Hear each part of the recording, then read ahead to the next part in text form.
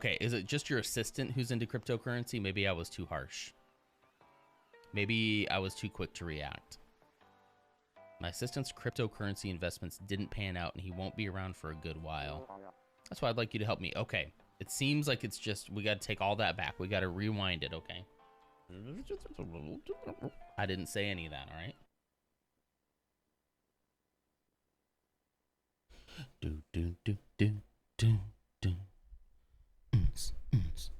Hello.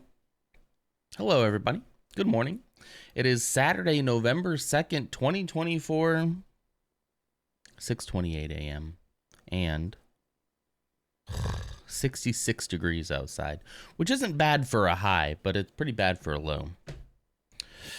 Hello, yes, hello, fellow crafters, fellow non-crafters, fellow non-simps.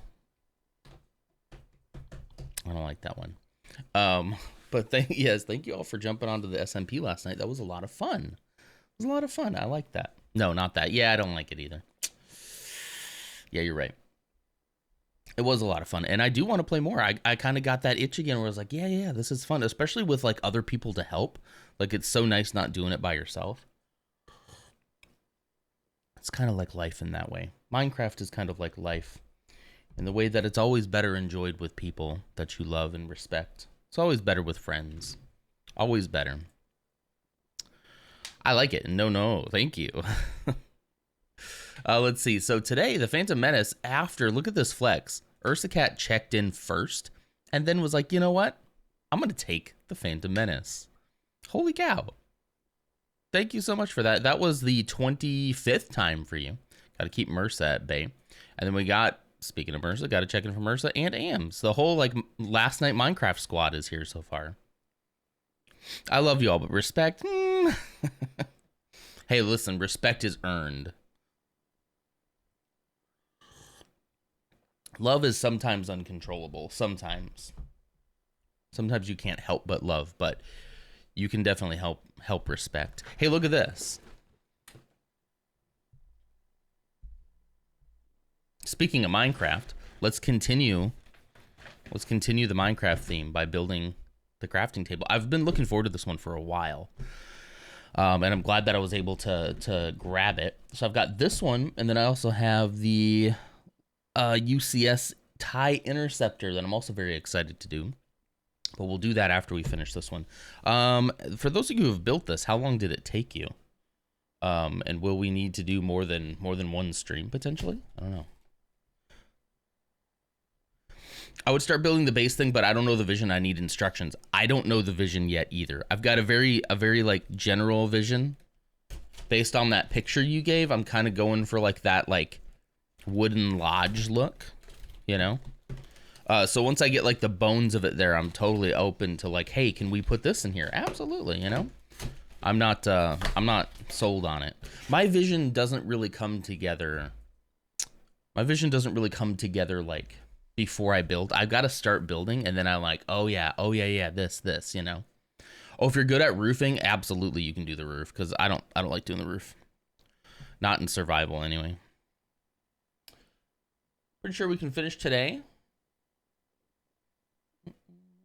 I tried for the Phantom, but it was blacked out initially. Really? Huh.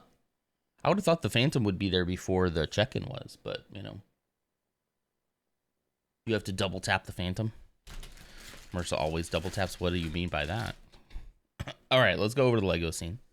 Here we are. I'm going to move the camera just ever so slightly so that you can still see me in the scene, and we can build. Got the fire roaring behind me. I'm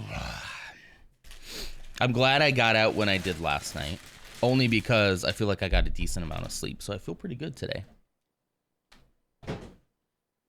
Just when you think you're getting out, they pull you back in. I really fully expected Jordan to show up any minute, and I was going to be like, oh no, I got to stay now. You stay till 11? That's not bad. We weren't that far off from 11, so that makes sense. Hey, Lars. How you doing? One. Let's do 8, 9. Okay, put 9. No, that's 6. Where are you, 9? Where is 9? 3, 5, 7, 4. There's a 10. Why is there not an... Oh, because it's underneath here. Okay. So 10, 9, 8, 7, 6, 5, 4, 3, 2. There we go. I say 7 like that because the count from Sesame Street kind of says it with like a 7. And so now, of course, my kid, oh man, did I ever tell you guys how much he loved the Count from Sesame Street? Absolutely loved the Count. Would just, the laugh that he did every time would just get him so hyped. Stickers. He would go, and then he would crack up and go, ee. I should see if I can find a video of that. It's beautiful. It's so funny. He never did? I understand. What did I just see? Hang on. The Lego Builder app. Oh. We could do the instructions that way. Interesting. We're making our packaging more sustainable. We swear, we promise. It's actually going to happen someday. But for now, plastic. Can you imagine how many billions of these they already have manufactured that they have to go through? Can you imagine? The 10-minute workout yesterday hecked me up. That's a shame. Sorry to hear that. Ugh, you gotta have a recovery day. Look at this right here. Lego Minecraft hands-on play, conceived on a Lego Kuso fan builder forum by the one and only person I know. The one and only person I know. No, I know the person who designed this. The first Lego Minecraft set was released in 2012. Built by fans of Lego bricks and Minecraft, it became an instant bestseller. In collaboration with game developers Mojang Studios, more than 100 Lego Minecraft themed sets have followed since, and many block and brick related adventures are sure to follow in the future. So great. Chat's just laughing at Zeke. Bebo, that is way too... I know them. Well, hold on. Yeah, no, that's not him. That's Isaac Snyder. This is the guy who designed this one. The guy who designed the original, this one they talked about here for the Kuso fan build forum, which was before Lego Ideas. That guy I do know. He is the one who introduced me to my wife. I've never met him in person, but we talked online a lot back in the day. He is last I saw, I'm not on Facebook that much anymore, but we're Facebook friends. Last I saw, he was building in his new house. He was making a whole shed that was like just for his Lego stuff, and I'm so insanely jealous. But yeah. So yeah, that original little mini set that came out in 2012 was designed by that. I just reached a whole new level of cool. Nice. I always think it's a cool part of our story that we met through him, you know. So really, like, I know I've talked about this before, but like Lego is has kind of built my life, as it were. I would not have met my wife if it hadn't been for a certain Lego forum where I met Chris. I think I can say his name. He's technically he's a public figure now. I'll just say his first name though. Yeah, where I met him on a Lego forum. Then he introduced me to her. With I don't think any intentions of us, you know, of that. It was just as friends. And this instructions are really dark. Okay, that's what I thought. And then, I mean, honestly, like, my wife got me my job where I work now. She worked at this company before I did. And I was looking for a career change, and she put in a good word for me, and I got an interview and got the job. So, like, literally the company I'm with right now also wouldn't be possible because of Lego. Even though, you know, whatever, but it's very cool. Oops. What am I doing? Another orange. I've been exercising every work morning since June. The hardest thing is to keep at it. This week has been the hardest struggle. Yeah, a lot of people, a lot of us probably have something a little lighter than what you might be experiencing, but like when we start working out again, our muscles are just shot. So take the time to recover, but then also like if you can, hopefully you can push through for next time. But obviously your situation's a lot different than the rest of ours, so take the time that you need is what I'm trying to say. I had a what I felt like was a not so great experience at the doctor yesterday, and I'm still trying to process it because it kind of made me feel kind of bad. How come every time I move it, I'm still? Oh, it's because I moved it too far. That's why. Sorry. There we go. Yeah, I'm not too. I don't know. I think I might find a different doctor. Not because I necessarily disagree with his diagnosis. It's because I really kind of didn't like this guy at all. He was very much just like, okay, so I guess I'll just tell you. So I have pretty much hyperglycemia. I am either pre or right square into diabetes, which has happened to me before, and I've managed to get it under control before. So that hasn't been officially diagnosed yet, but we took our A1C test and it was definitely elevated. But I think you have to get several A1C tests elevated before they will diagnose you for that. However, my blood pressure again this time was high, like 145/95. And I thought that was odd because like I told him, that's weird because I kind of could understand why my pressure was high the last time, like abnormally high, because like I don't know, I said I was a little nervous. I don't know why I was nervous. I just, new area, new people, never talked to people about this before, that kind of stuff. So it's slightly elevated that time.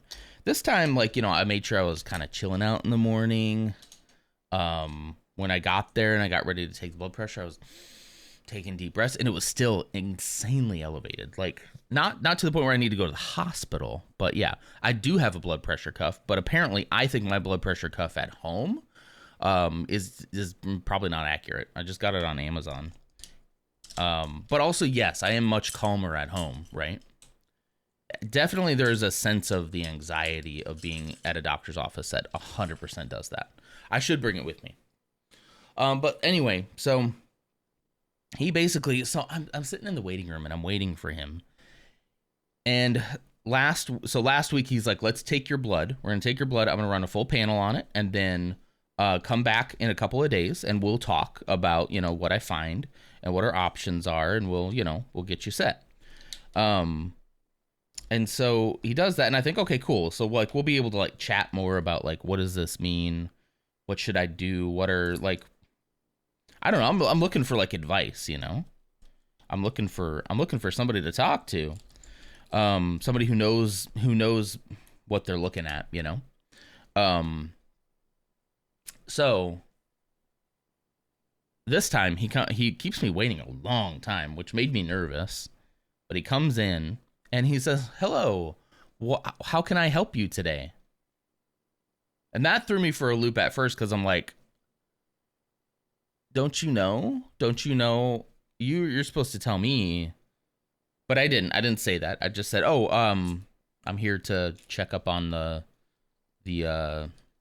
test we took like 3 days ago on Monday, And he goes, "Oh, yeah." And he starts like typing on the computer. And then he's like, "Okay, so your blood pressure was elevated last time you came in here. It's elevated again. I'm going to go ahead and put you on some medicine." And I was like, "Okay, like I'm fine with that." Like, okay. And I thought, okay, I definitely want to know more about this medicine. What's the side effects, stuff like that. But he was talking like so fast. So he's like, "I'm going to put you on that." And he's like, and then it's amlodipine, by the way, if any of you have any experience with that. And then he goes, your glucose is also very high. So he's like, "I want to double check and see that you're not diabetic." He's like, if that is, we have some things to treat. So he's like, "What I'm going to do is send you out here. and you'll wait here for one of the techs, and they'll take your A1C. And then he's like, I'll see you again in about, let me see you again in about 4 weeks. So here, have a seat right here, and we'll see you later. And that literally that conversation I just had with you is how long it took. So I was sitting out in a chair to get my A1C taken because I assumed, okay, let's take the A1C. Let's come back and talk. Like, didn't say, do you have any questions for me? Do you have, like, was just like in and out, rush. And I was just like, what just happened? Yeah, it's amlodipine is the BP drug. So now I'm left with, it was a primary. Now I'm left with having to go on to Google and Google, all right, what's this medication? And what are the side effects? And which I know you're not, side effects are there for liability reasons. But I saw just a ton of people being like their ankles and their feet swell up. Every time they stand up, they get dizzy. They get dizzy a lot, lightheaded, headaches constantly. And I'm just like, what is this drug? Like, this does not seem like something I want to take. And normally I would tell you all, and I would tell everyone, listen to your doctor. But I didn't even get a chance to be calmed down by this doctor. He was like, boom, boom, boom, in and out, and he's gone. We're going to find a new prime. Yeah, I think you're on the right track, Lars. I came home and told Ashley about it. And I'm just like, I'm flabbergasted. Like, I don't know what to do because like, I can't take care of my ADHD with my other health in such a bad spot. But I feel like I can't quit overeating or snacking or having these urges, like this like appetite that shouldn't be there when I'm not hungry, when I don't have that ADHD managed. And then now, like, on top of that, I'm like pre-diabetic again. It's just like, geez, So yeah, should I not see a primary? I really wanted to get a relationship with a primary care doctor. That's kind of what was my other reason for doing it, was to kind of start a relationship with a primary care doctor. And I definitely want to like go back on regular visits and get checked up and, see how things are going. But like, I feel like my doctor for the ADHD stuff is not going to prescribe me anything to help until I get all this other stuff under control. And that feels like very daunting, You'd need referrals from a primary. Yeah, maybe. Yeah. So yeah, I came home yesterday incredibly frustrated, very deflated, very like I don't know what to do, because I know that this stuff is very serious. And my dad had high blood pressure his whole life. He's still alive. Took high blood pressure medications his whole life. I remember distinctly him literally passing out on the floor. So I wonder sometimes if some of that medication did that. That was one of the side effects, was you might pass out. And he finally managed his by losing his weight, obviously, Wait, something's not right here. He lost his weight, but he did it through like surgery, But yeah. Having a good relationship with a primary is the basis of everything. That's what I want. And this guy basically was just like, what can I do to get you out of my door as quickly as possible? And so I was not thrilled, like, at all. Not at all. I must have done something wrong here, guys. Oh, I sure did. Oh, okay, I did. I see it now. I see the error of my ways. You didn't show it when we talked to you? I felt incredibly depressed yesterday. Playing Minecraft with you all definitely helped me take my mind off of it. But when I first came in, I felt very like, I'm very low energy right now. And everyone's going to be like, what's wrong with you? And I'm just going to say, what's not wrong with me? Am I right? But yeah, like, this is the kind of stuff that like, it's going to kill me in the future if I don't take care of it, And but then I was left with like, okay, so you're just going to throw this drug at me, which I'm fine with if we could have some time to talk about it, When I tell you how it was a whirlwind, I couldn't even believe it. Because he didn't say, I'm going to send you out here for the A1C test, and then we'll send you out here for the A1C test, and then we'll I'll see you later. He sent me out there, and then he walks by and he's like, I'll see you next time, okay? And I'm like, huh? I'm like, that's it? And then I was like, I was gone. Took the little finger prick test. I saw the results on the portal. It was elevated, so, you know. Finding a DO who will diagnose your issue, not almost slap medication on it. DOs try to figure out the root of the illness while treating. Exactly. That's what I want. Like I want like my relationship with my therapist has been so good for me because I feel like I can just like I can talk. She lets me talk. I can ask questions. And we haven't rushed into anything. Like we finally got a diagnosis after how many months I've been working on this. Finally got a diagnosis, and I'm not rushing to take a stimulant. I don't like really even know if that's the right course. But like that's what I want to talk about.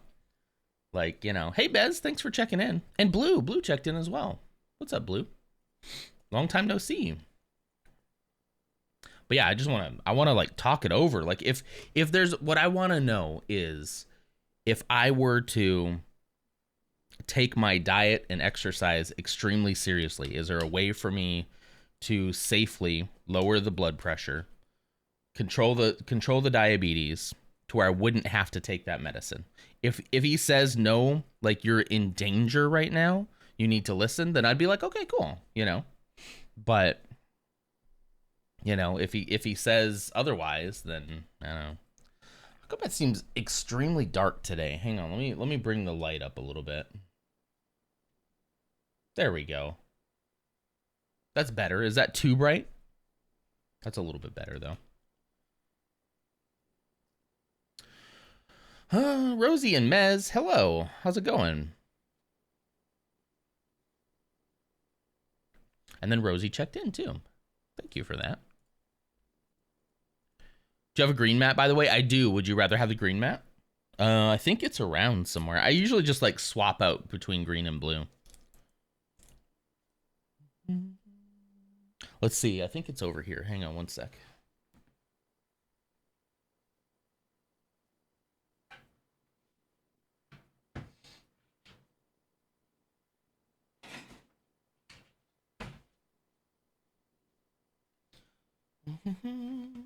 It's dark, cozy. My lights are off. That sounds great. Let's see. Give me a second here.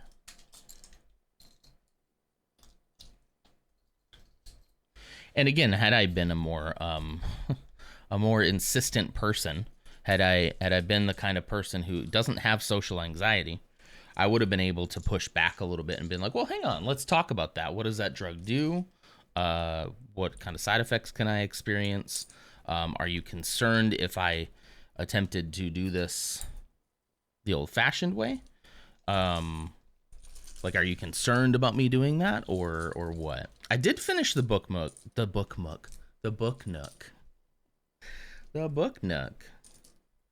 I did. It was it finished it right on time. It was a fun project. I don't think I'd do it again. I told Ashley as we set it up on her bookshelf, and she's very proud of it. She loves it. And I was like, that was fun. Wouldn't ever do it again. I don't think I'd do one of those again. It was a good experience. I'm glad that I did it, but it wasn't like I wasn't like, ooh, new hobby unlocked, you know?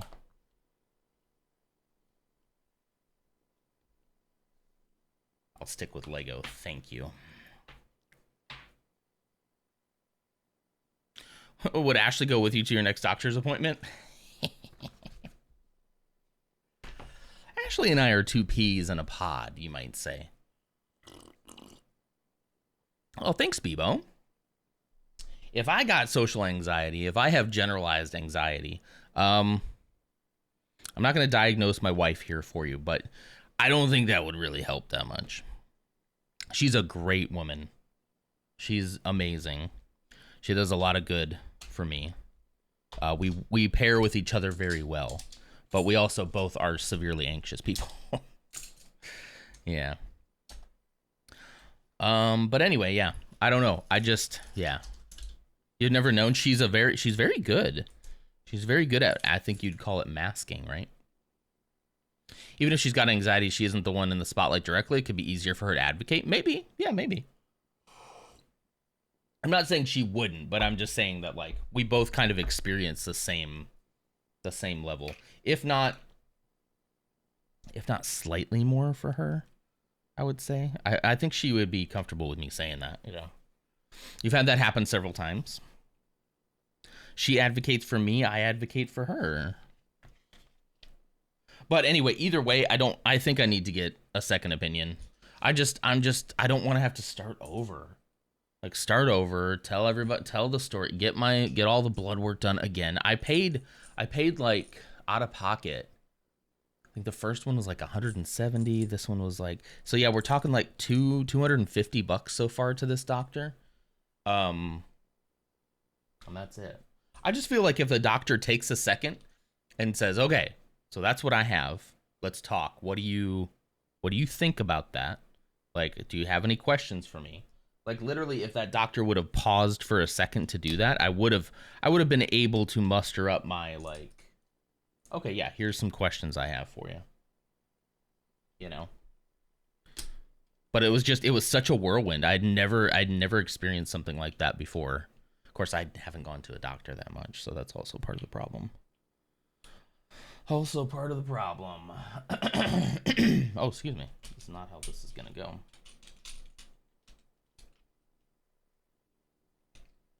And because you are each other's support. Yeah, I mean, I think that if I have the right doctor, it's not going to be a problem. See an MD because that's my experience with MDs. Let me Google them real quick.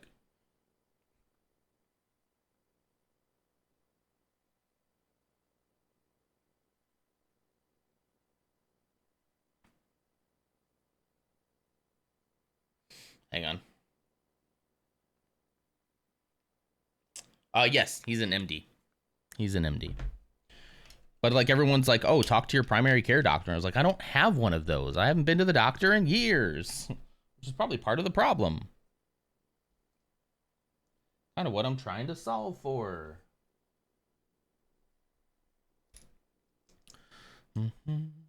Yeah, requesting the data, I'll definitely do that. That way maybe they won't have to run all that stuff again. That would be nice.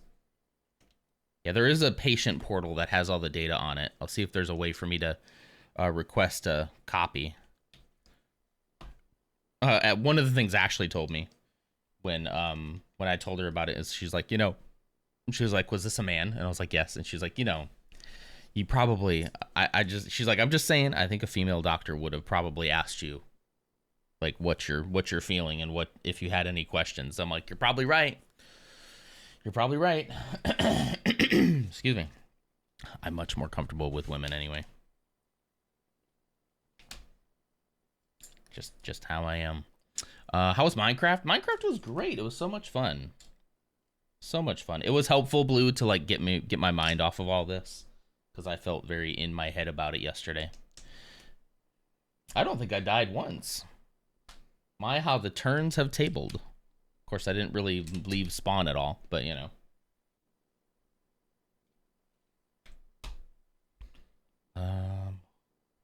Oh, see? This one I think I'm following a pattern. Yeah, I'm a pro. I beat the Ender Dragon. Have you? Probably have. They murmured all the animals. We had to eat, man. You have to eat.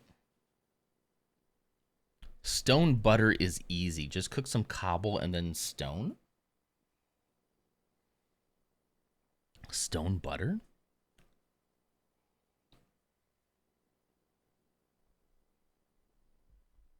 Is that real? Is that a real thing? Oh, then all these pieces. Oh, you want a stone cutter, not stone butter. Wow, we really didn't get that one. Oh, it was just your fingers? I thought the butter thing was a joke from last night or something. I was like, did I miss something? I'm sure I did. I'm not at my laptop. That's the excuse. If Coleman was here, he would say stone butter. I was gonna say, like, how can you make butter out of stone, and would that be any good? Would you just get a lot of minerals from it? Maybe. I don't know, guys. But yeah, I don't know. I looked up this. Lars, what have you found on that medication, by the way?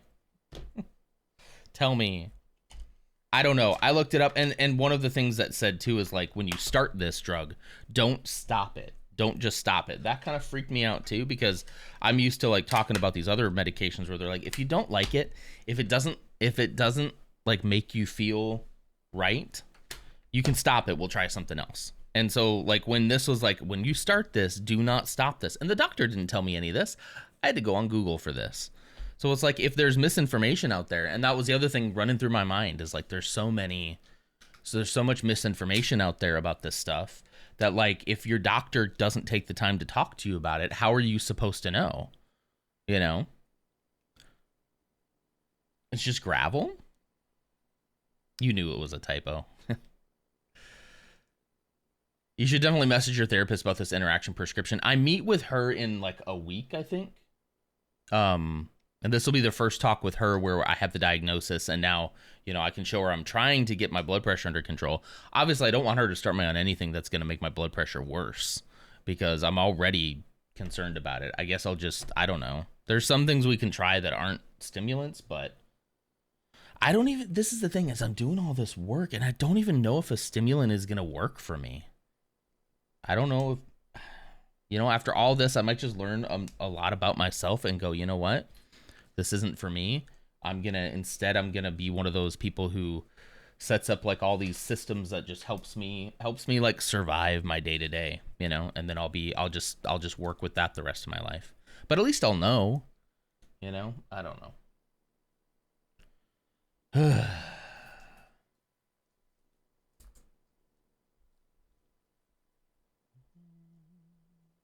I heard Bella ripping something, and it's a big pair of fuzzy pants I had on the foot of the bed. Now there's a big hole in the butt of them, so they're ruined. Your Olaf pants? Oh no. Well, never mind. I'm not gonna. Are they ruined? It was held for hole in the butt. Big hole. I'm sorry. The whole term was big hole in the butt. Was the term that got held.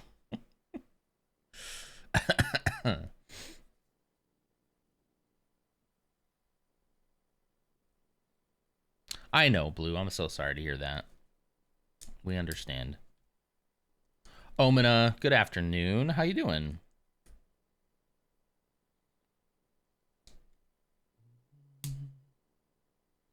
It was very funny. It was very funny.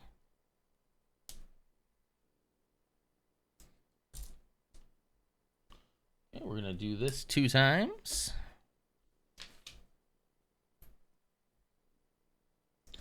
Yes, they are ruined. Okay.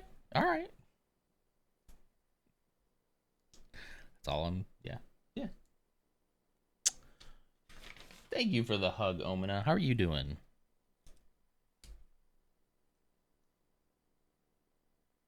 Yeah, so I mean, I just didn't want to get on something that then I didn't get a chance to thoroughly understand what it was gonna do, how it was gonna make me feel, what the benefits of were gonna be, what the side effects were gonna be.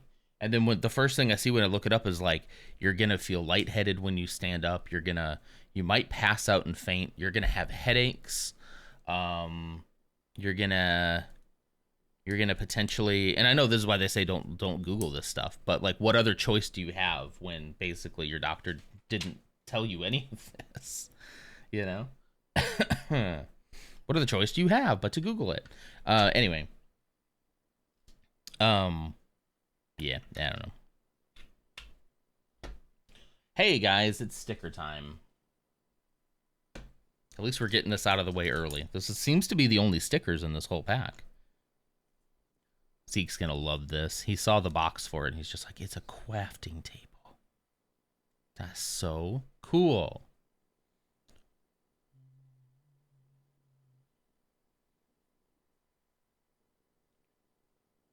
How are things going, Blue? Do you want to vent to us? You know you're more than welcome to vent to us at any point. They're the only stickers. Nice. Minecraft. Create new world. What a cool little... I like this one that just says create new world. If only we could.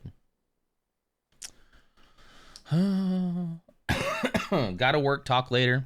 Mersa, have a great day at work. Hopefully we get to play again sometime soon. I'm not playing WoW right now, Omina. I tried it back in the day and did not like it. No hate, but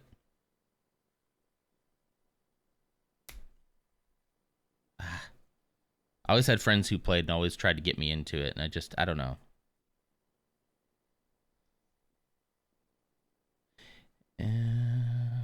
I think I tried it like after like...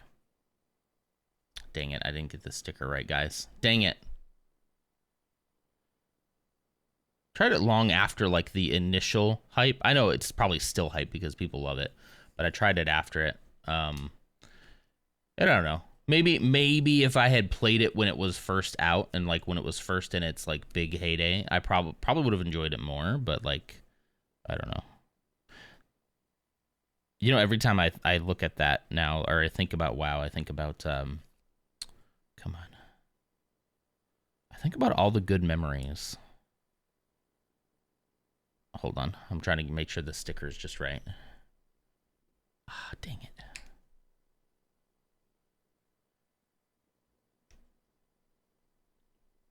Okay. Create new world. There we go. I don't think I ruined that sticker too much. I quit in May to June of 2020. After 4.5 years, I started again. Just when you thought you were out, they pulled you back in. Used to play it, but I'm not getting into it again. I understand it. It's an addiction sometimes, as like a lot of things can be, you know. No judgment here. Just this place, it's so much and it's costing so much. I hate constantly being here. I have appreciated having a door though, so we can leave Bella home and I can go into Walmart and places now. Yeah, that's nice. Yeah.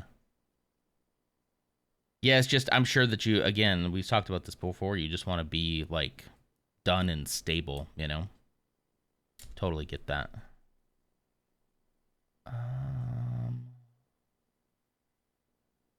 There we go. There we go. You are the player. Just like that message in at the end of the game. The player knows it's the player. Don't hate the player, hate the game, right?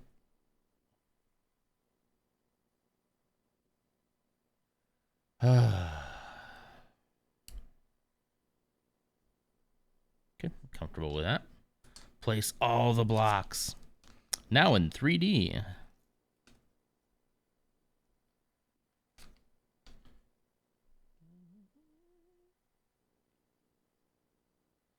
Gamers around WoW have changed a bit. I've gotten anxious. I haven't gotten any anxiousness while in group. So you think like the player base has improved over the years? I'm seeing that with the medication you mentioned. Many people are speaking about get your aldosterone checked out first. I'm not even sure I know what that is. Is that like a testosterone? Is that a hormone? See, this is the thing. I don't know, man. I don't want to start on something and then they're like, don't ever stop it. I'm like, that seems like it warrants more thought and more talking than just, I'm gonna put you on a medicine. Like, here you go. Have a great day. See you in 4 weeks. I'm like, okay. I'm definitely not going back to him for sure. I'll get a second opinion. If the second opinion can kind of put me at ease and tell me, no, like you really need to be on this, then like I'll feel better about it. But I need to talk. I gotta talk. Yeah, that's what I mean though, is like, so now I'll take something that I'll have horrible side effects for. And then I won't be able to stop it. It's a corticosteroid hormone in saliva. Interesting. Let's see. Let's do Minecraft and create new world. I like that. I like those. So yeah, it just feels like it needs more. I need more insight than just take this and see me in 4 weeks. When it's like, don't take this and then don't stop ever. Don't ever stop. The side effects might be horrible. They could not be. They could not be horrible. The side effects could be manageable or fine. But like, they could also be really bad, and then I don't get to stop it.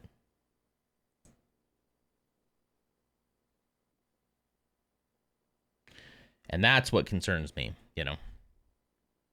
I'm too tired, but it's supposed to work on regulating blood pressure. Yeah.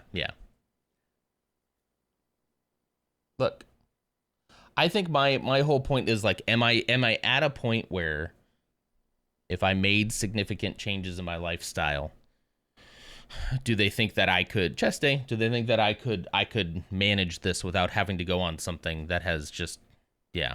I've quit a few medications cold turkey. Can't recommend. Yeah.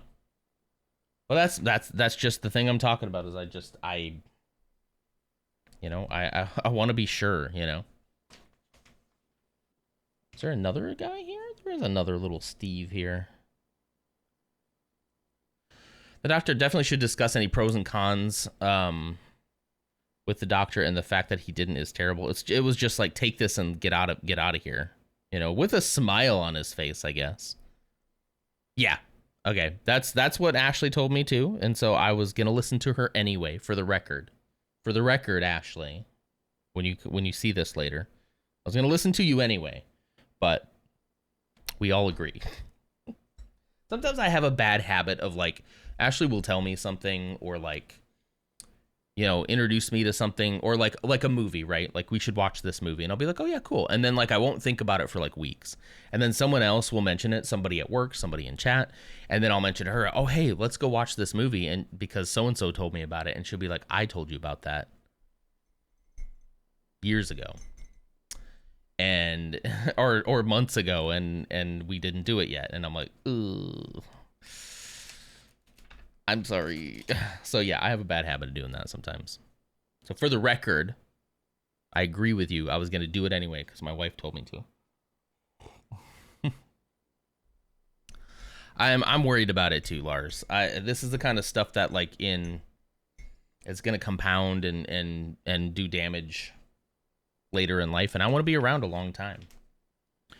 I want to be around a long time. I want to be here for my kid. I want to keep doing this. I want to be here for my wife. Like, yeah. All this crap runs in my family too. And every single one of them, other than I think my oldest brother right now, have lost a drastic amount of weight. And I am not judging them right now, please understand that. But they've lost a drastic amount of weight through weight loss surgeries, stuff like that. And look, when your health is on the line, I'm not judging you for that. I would just prefer that, like, you know, I could not have to do that. I would love to not get to that point. I'm terrified about being diabetic, so I'm just not going to let that happen. I don't care if I never eat another ounce of carb in my life. I won't let that happen. Diabetes terrifies me, and heart disease. But he said everything looks great. He's like, everything is good right now, but he's like, if you spend too much time with elevated blood pressure and elevated glucose, like, that does damage over time. So like, everything else came back great. I also asked him about the throat clearing, Lars. I did. You would be proud. I did ask him about that. It was very, I don't know. You know, he asked me, he's like, so what kind of symptoms are you showing? Do you have, you know, you have this? I said, the only thing I can kind of think of that might be blood pressure related is like, sometimes my face gets flushed a little bit. Sometimes, but I can't ever tell if that's just my nerves or what. So this is stuck in here. You see that?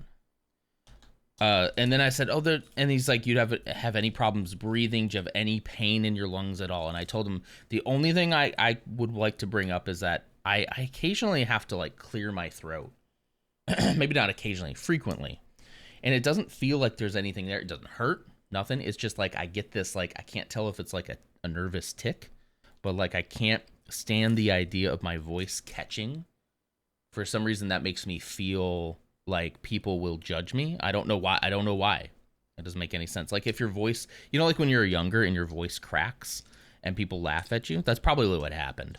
I can't think of a specific time, but like it's like that. If I'm talking and I'm trying to be serious and my throat kind of, so every time I go to talk, I just kind of go, I clear it, And he said, yeah, that could be. He's like, I don't see anything wrong with your lungs. Like they sound fine. So he's like, it could just be some kind of tick. And then he was like, all right, so let's put you on it. And he moved on. He moved on pretty quick. But so I don't know. I don't know if I'll probably still bring that up to a different doctor too, but I don't know. I just want to talk to somebody, Clearing his throat is quite regular, and sometimes it's because of stress. I am 90% sure, which is pretty sure, that like it's a nervous tick.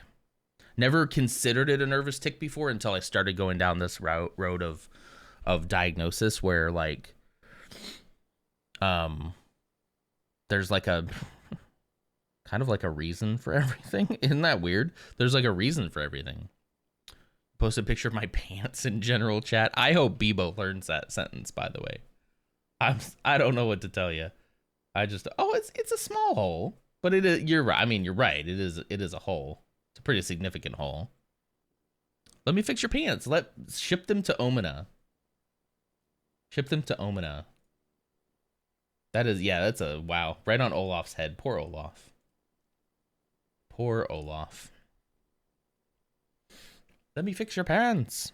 Anyway, yeah. So, he was like, I don't see anything of concern there yet, but it's like, but you can't, the blood pressure. And I get this feeling that maybe he thinks that like, I just need to get him to sign off to get my blood pressure lowered so that I can get on this stimulant. And it's like, I don't even know if I'm going to go on a stimulant yet. I don't even know if I am. It's just something my doctor said, meet with your primary care. So I was like, I should probably get a primary care doctor. She's like, yeah, you should. And I'll tell them why I'm here. And then it turned into this whole thing. And all of a sudden I'm pushed out the door with a prescription for a medication I don't really want to take. And even though I feel like, it's a doctor, I should listen to what this doctor says. It's just a very complicated place to be. Also, I had an epiphany. I had a bit of an epiphany while I was waiting on him, because I was getting very nervous. The longer he waited to show up, I was getting kind of nervous. But I had a little bit of an epiphany, and that was, sitting there just overthinking, as one does. And I had this epiphany of like this stuff is like, this is the kind of stuff my dad was diagnosed with. And I always looked at my dad as like, an adult, like an older guy. And so now I'm seeing these same patterns in me, and it kind of is like, how could I have this? I'm not old. And then I think about my age, and I'm like, when I was a kid, how old was my dad? And I did the math backwards, and it's like, oh. Like, no, I'm not saying like I'm old. I'm saying I'm an adult with an adult disease that I need to treat like an adult. You know what I mean? Hang on. Coleman, thank you for checking in. And Omina. Sorry I missed your check-in there, guys. Thank you for that. What I mean is like, I kind of got hit with this, like, I need to probably just like take this stuff more seriously than I have been. That's kind of what I mean.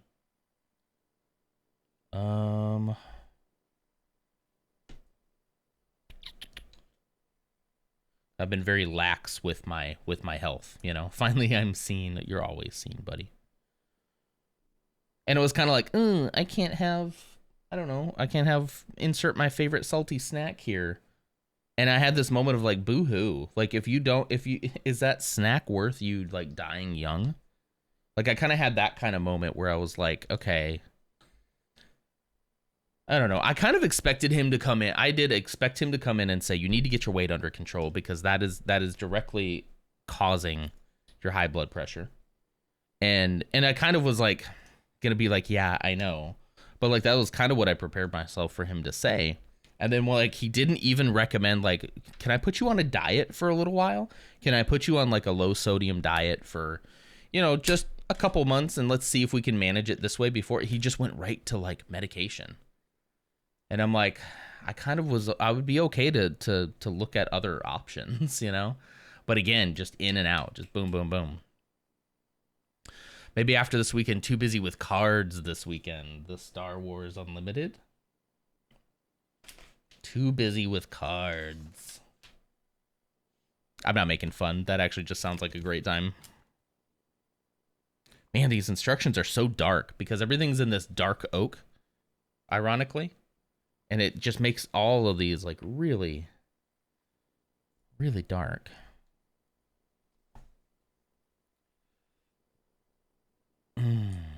Bebo says, "Where are you? Where are you? And I'm so sorry." I would recommend low sodium diet to everyone unless they have knowledge from a doctor, like a medication that affects salts, etc. Yeah. Like, I don't know. I kind of expected him to be like, suck it up. And you're an adult, and this is an adult disease, and you need to take care of yourself better. I don't know. I cannot tell if that is one of these ones with the hole in it or not. These dark brown ones are so... I'm pretty sure it has a hole. Yeah. Yeah, because you got to connect them with this.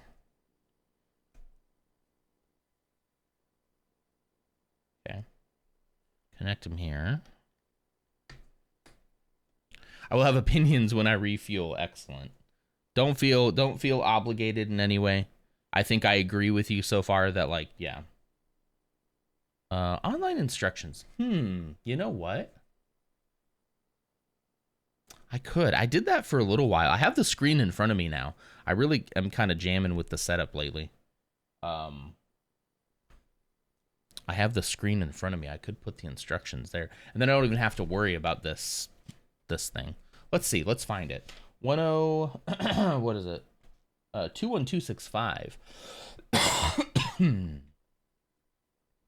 21265. Oh, let's go.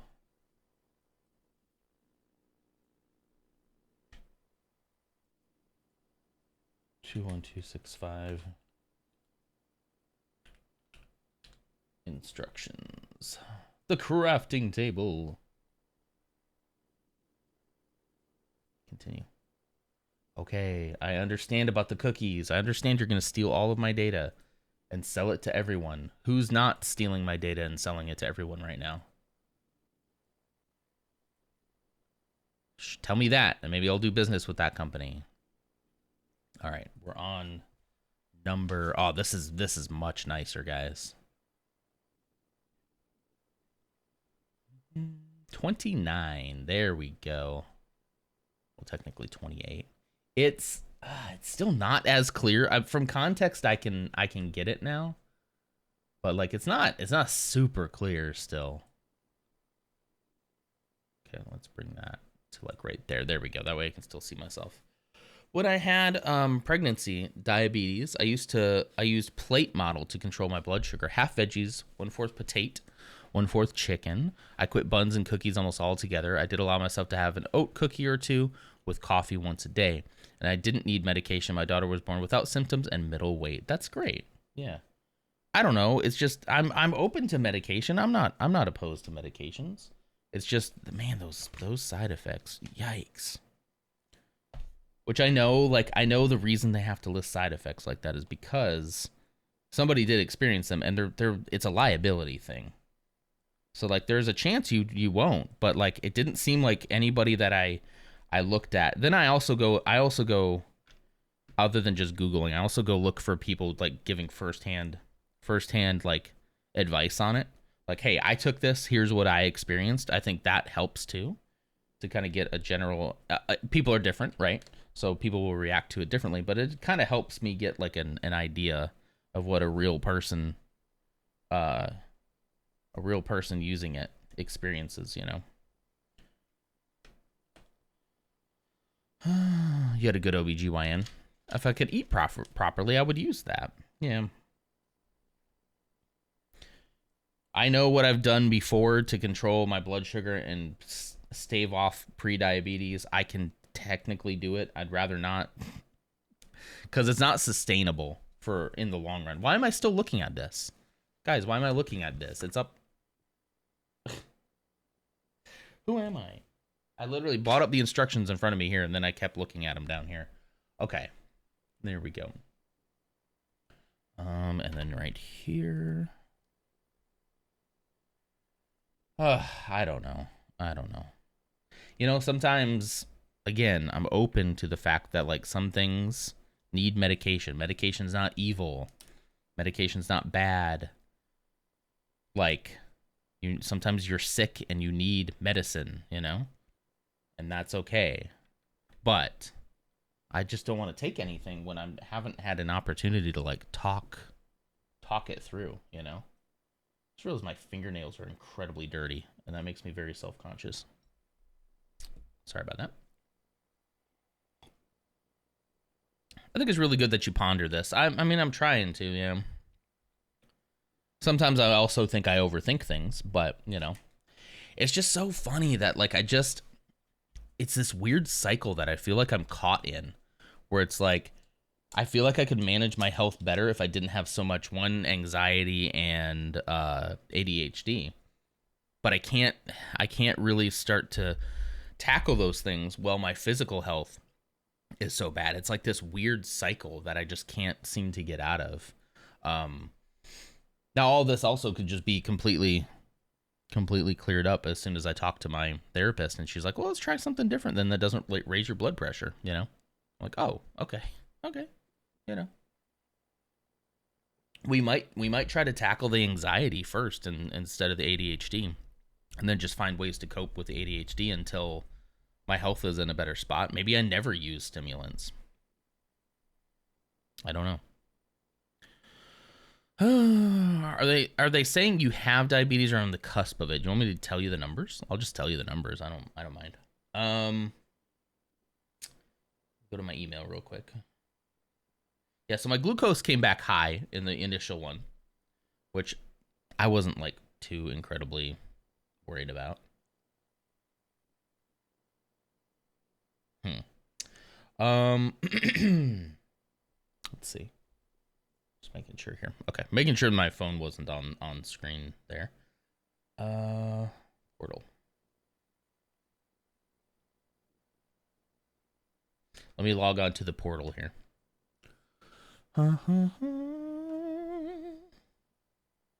Hold, please.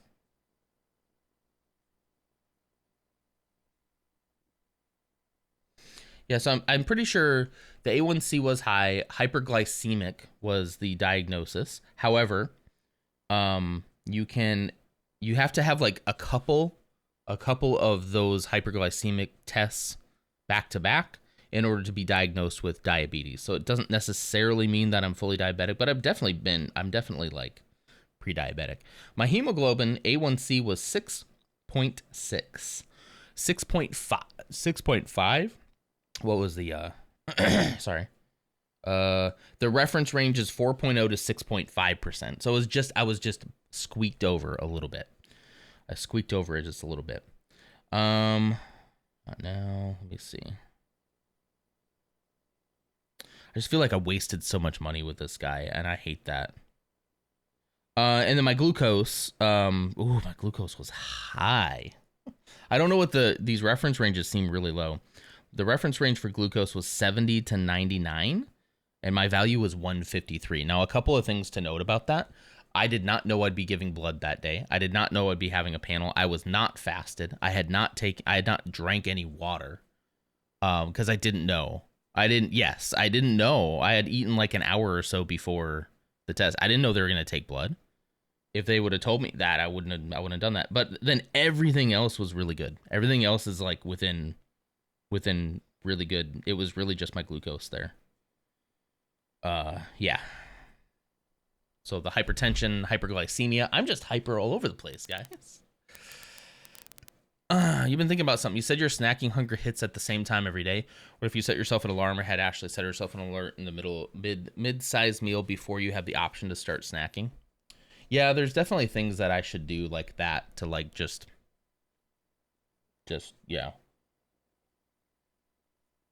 Depending on what you ate, yeah, you're supposed to wait like 2 hours after eating to test. Yeah, what did I have that morning? Let's see, what day was it? Jeez, Monday?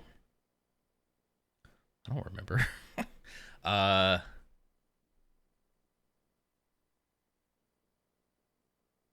think we ate breakfast because it was at like 3 o'clock in the afternoon. So we ate breakfast and then I had a lunch, and I technically had one of my factor meals for lunch. But yeah. Of course you had high sugar 1 hour after eating, and I did eat a later lunch than normal. I ate my lunch around about 1 o'clock or so is when I started. I was like, I should probably eat something before I go. Yeah. And I told the doctor that. I said, that's not my fasting reading. And he's like, okay. But I was like, I had no idea we are going to take blood. So had I fasted, I think it might be different. But yeah. At least we know someone here in chat that can answer any questions you have about diabetes. Do we? Is it you? Yeah, I really want to. I think I can stave off the diabetes pretty, I say easily. But yeah. Ames has it too. Ursa has it too. What are we all, just diabetes friends? Dang. Okay. Well, let's go. That actually does make me feel better about it. Oh, you don't have it? What are you doing? The fact that you never even said anything about potentially fasting before coming in is full income. Yeah. Now, part of that might have been my fault, because I had set it up for my yearly like physical, right? Because I thought, okay, I need to establish a relationship with a primary care doctor, and then I'll just mention to him, hey, by the way, and this is what my therapist told me to do. It's like, just set up an appointment and then be like, by the way, I have this diagnosis for ADHD. I'd like to at least try stimulants, but my blood pressure is high, so we want to check that out. So then when I get there, obviously it changes from like just a yearly checkup to like, okay, now you want blood pressure. So he basically shifted what he was going to do based on that. But what I think he probably should have said is like, okay, well, because we're shifting that, I think what we need to do, when did you eat last? And I would tell him like, I don't know, an hour or so ago. And he would have been like, okay, we need to reschedule, and I want you to come in a fasted state. Let's put something, on the calendar for early morning. Come in a fasted state and let's do that. But no, he was just like, let's just do it now. I was like, okay, all right. Yeah, I don't know. I get such a weird vibe from this guy. Like, he didn't, I don't know. And I got the vibe the first time I met him, but then I figured, okay, well, we'll have some time to chat after he sees my results. And I was very excited to have like a doctor sit me down and like set me straight, Put me on the straight and narrow, doc. Tell me, if you got to tell me that I need to shape up or I'm gonna die, like I might need that sometimes, Hopefully a doctor would never, do that. Yeah, I did Google him before. I found him through my my insurance's portal to make sure that he took my insurance, and like, he had decent reviews. I didn't see anything deeply concerning. Granted, I didn't go that deep into it. I just kind of was like, okay, cool. This guy doesn't seem like a complete piece of, but sorry, a piece of. But now I don't know. Maybe if I Google him now and go deeper than the first results, maybe I'd see something different. But yeah, I didn't see anything concerning. I was more excited because he wasn't that far from me and he took my insurance, and I was like, oh, that's nice. But I guess that's not always the case. I don't know. It's just like this whole year I've been trying to get my mental health under control, trying to get my physical health under control. I worked out this year a lot. I haven't been right now. That's always been my problem, is I just stop. But like, I've been doing a lot. I did all with Swole Timber, which granted isn't enough to move the needle that much, but it's something, And I've been lifting weights early I walk on this treadmill like just about every day for like 40 minutes. I walk on this treadmill, and it just doesn't seem like it does anything. Like, I still feel so stuck with it. If I could see some results, I'd be like, okay, cool, I'm doing the right thing. I'm ready to do. Yeah. I'm ready to do this thing. But instead I just felt like a I felt like a cog in a machine that they're just trying to like churn out, get my money, and get me out the door. Put a medication on me so that I feel like I'm doing the right thing, and then just get you out the door. And it's like, something in my throat now. That's actually phlegm. Endos, at least mine, want to help you not be medicated. Like, I'll take a medication if that's the right course. I'm not medication adverse. It would be pretty hypocritical of me to be that way. However, I'd like to talk options. I want to know that I'm making the right choice. Like, this is serious stuff. Exercising takes care of your muscles and joints. What you put in your mouth affects your weight and blood results. I've been eating pretty dang good this year too. Just not. I say that and then I'm like, just not now. But yeah, I don't know. I got to tell you, my appetite yesterday was kind of shot. I was just like, screw this. I don't want to eat anything, which is not healthy. Don't take that as advice. It is not advice.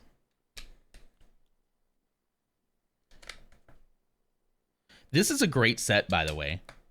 The way that this like just allows you to kind of like build in layers and build up, I really like this. It's kind of allowing me to sort of turn my brain off and just chat with you guys and just put piece by piece. I think this is actually pretty nice. I like that. Then I'll come throw airsoft grenades at you, Bebo. Bebo, that is not. Just because code does it doesn't mean that you get to. I don't recommend living with caffeine and bun cookies like me. I have a lost reservoir of iron from my bone marrow. What? You tagged code in that one? It's his fault. And there he is. You're teaching Bebo to throw grenades at children, and I don't like that.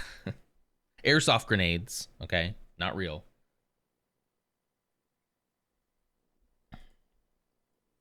Yeah, it's kind of cool to be able to see like, oh, I know where that came from, you know?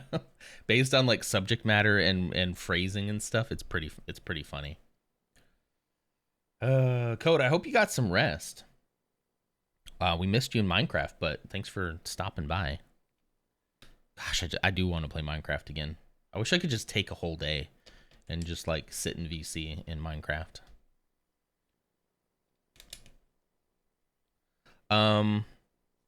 Also trying to figure out what brownie cookies I want to make at the same time. I'm trying to formulate what to recommend you. Don't feel any pressure on that, okay? Like, I know that you want to help and I'll take any advice that you have, but like, I think we're on the right track. So don't exert yourself. Don't feel like you have to save me, you know? I appreciate the advice, but yeah. I do. I think we're on the right track. I think we're all in agreement. We're gonna get a second opinion, somebody who will listen, or at least let me ask questions. Jeez, don't churn me out like some kind of cattle. You know, it's funny. I left and I was like, wow, I think I just had my first like really bad experience with the doctor, and then I was like, oh. One, it's probably because I haven't been going to a doctor for so long. That's part of my problem. I waited far too long to just see a doctor. And so it's like maybe it's been bad all along, and I didn't know because I didn't go. Good morning, Loots Magoots. By the way, did you see the Cat Mom mug? Oh, here, you can see it better there. I'm out of coffee now, but... Loots McGoots, how the heck are you? Are you going to come on the SMP? Are you going to play Minecraft with us? I really did like Loots' Minecraft playthrough. I know there's a lot to play, but like something about that particular playthrough was very fun for me. If you find yourself with extra time and you want to just, you want to hang out and do something fun in VC for a while, it's open to you. I'll whitelist you. Just let me know. Actually, did I whitelist you already? I might have found your Minecraft account and whitelisted you already. But, yeah. I assumed it was Loots Magoots, but it's possible it's somebody else. The details on this floor.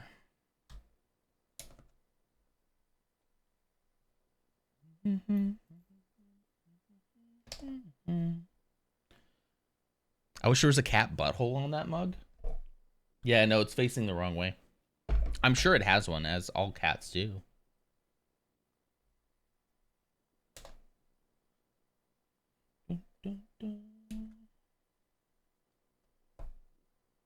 Cats are so free. They're just so free to be themselves, you know? Unashamed, unabashedly. And then another white one. You missed Lutz's Minecraft playthrough? I wonder if he has the VOD saved somewhere. Lutz, what do you do for your VODs, by the way? What is your like backup like? Do you back them up at all? I recently started backing up, not recently, I've been working on backing up my old VODs to YouTube. And I gotta say, that account is kind of popping off. Some of the videos like pop off. And I was surprised by it, to be honest. It was a surprise. A welcome one, to be sure.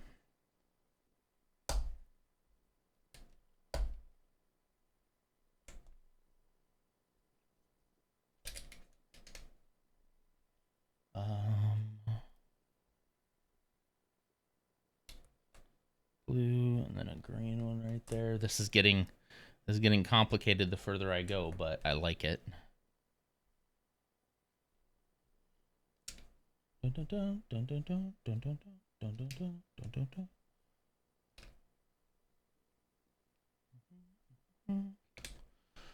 don't know if I should be able to drop in or not. Not because I don't love everyone in it, of course.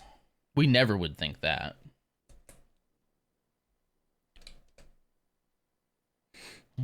You just focused on making banger content though, like the lake video, which if you guys haven't seen, you should go check out Lutz Magoots' YouTube channel. There's a trailer on there for new lake DLC. I didn't even know it was coming out, and here it is. It looks great.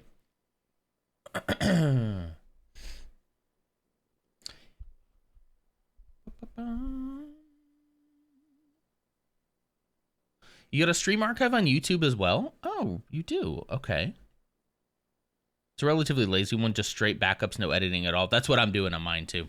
I'm dumping them there, mostly because like just in case Twitch isn't around in the future, I have it backed up somewhere else.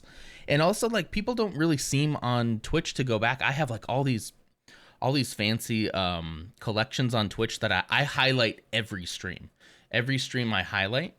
And then like and I cut off like the intro part, like I cut off the just starting screen, and then all the way to the end, and then I put that in a collection, and then I put that in a playlist, and then I put a little fancy graphic for some of them, not all of them, but for some of them. And then yeah, when I have a chance, I just go through the edit process and just upload straight there.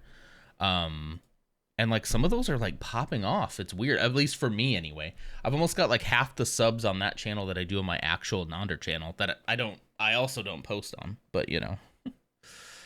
So yeah, I'm just occasionally like going on there and uploading a couple videos, putting them as public. I'm doing very little, if any, work. I have started putting the date on some of them, so that it makes it a little easier to sort if I need to. But yeah, I did see your channel. I haven't watched him yet, but I did see him. I was going to show the kid. Some of the videos. That's a late game. I thought it really was. I guess out of hope. Yeah.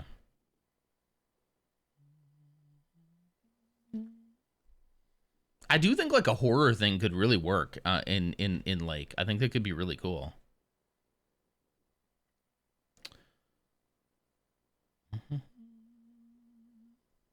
Oh my gosh, please don't judge us. I mean, you know, every morning I do. It shows the boy's gross floor. Well, if you saw my kid's bedroom right now that he never plays in. Oh, speaking of kids never playing in their rooms, I had somebody on TikTok blow my mind. And this is what, like, as much as I hate how much time I spend on TikTok sometimes I've been trying to like cut back on it a little bit. And I'll probably try even harder here in the future. But One of the things that, like, I think Ashley sent it to me, or maybe I found it first. But anyway, we talked about it. Was like, we created this space for Zeke in his room. He's got the coolest room. And when I was a kid, I've been so jealous of his room. He never wants to be in it. He never wants to be up there. I'm just like, why don't you go play in your room? And he's like, no. And I'm like, why, dude? I made this such a cool space for you. Like, you got so much stuff for activities. You got toys. Like, it's so freaking cool up there. And he's just like, he doesn't play in his room at all.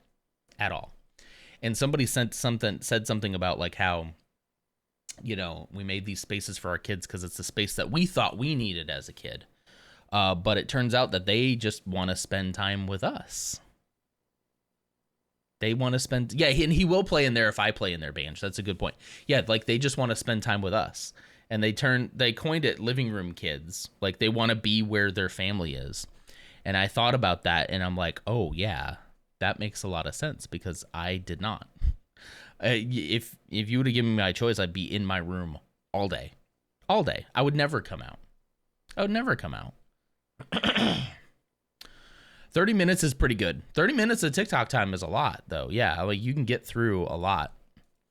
I'm torn on it because, like, it's been a good platform for me to. I learned about ADHD on that platform, right? Like, I never really considered that I had it until people were like, "Yeah, this is how I experience it." And I'm like, "Oh, that makes a lot of sense, actually." Oh, well, hang on.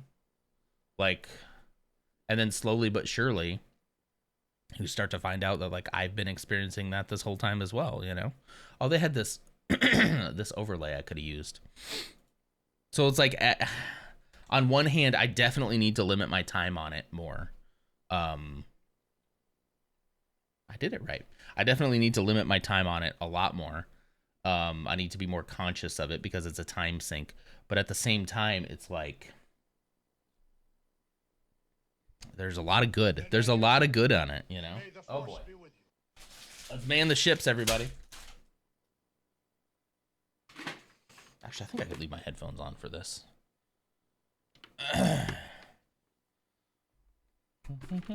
That's fine, but don't use TikTok. Use Instagram or YouTube. Yeah. I watch some YouTube shorts, but honestly, YouTube is my long form stuff. Let's see here. Let's go. Let's do this. I was happily playing in my room as a kid. Problem was the room was tiny. Yeah. So yeah, that kind of hit me. I don't know. Maybe we put too much stock in his room. Maybe it can just be a place where he goes to sleep, you know? But you are right, Ban. She does like it when I play with him in there as well. Yeah, I'm far more inclined, Code, that if I'm much more of the inclination that to get rid of social media altogether versus to pick and choose, like, which one I feel like is, like, a better use of my data, because I think they're all scum. I think the people on them are great, and I've learned a lot, but I think that the money-making side of it is absolutely destroying our entire country. So yeah. So if I have that qualm about something like TikTok, then I need to have that same qualm about every single one, because they're all taking our data, they're all selling it. It just depends on who do you want to have that, and who do you want it to sell to, you know? So I don't know, I'm more of the mindset that if I find that to be a problem, something that I don't want, then I'm gonna just stop using social media in general. I mean, probably other than Twitch and Discord. I don't know. I did start a Blue Sky account recently, and I don't know. I always start these new accounts and I think, oh, please let this take off. And then, you know, everybody uses it for a couple of days and then it kind of fizzles out, and I don't know. I am pretty close to just deleting Twitter, though. I'm getting pretty close. Yeah, I'm getting pretty close. I think no matter how this election goes, I think I'm probably going to... Banj, you're on Blue Sky? I'm going to follow you right now. Where's my phone? Yeah, I'm Nonder on there as well, so should be pretty Pretty easy to find. Clumsy, the art scene in here is pretty wild. It seems like most of the unfiltered algorithm was like showing me so much artwork. I've had to try to like train it a little bit more, but like art is seems to do very well on there. Um, let's see.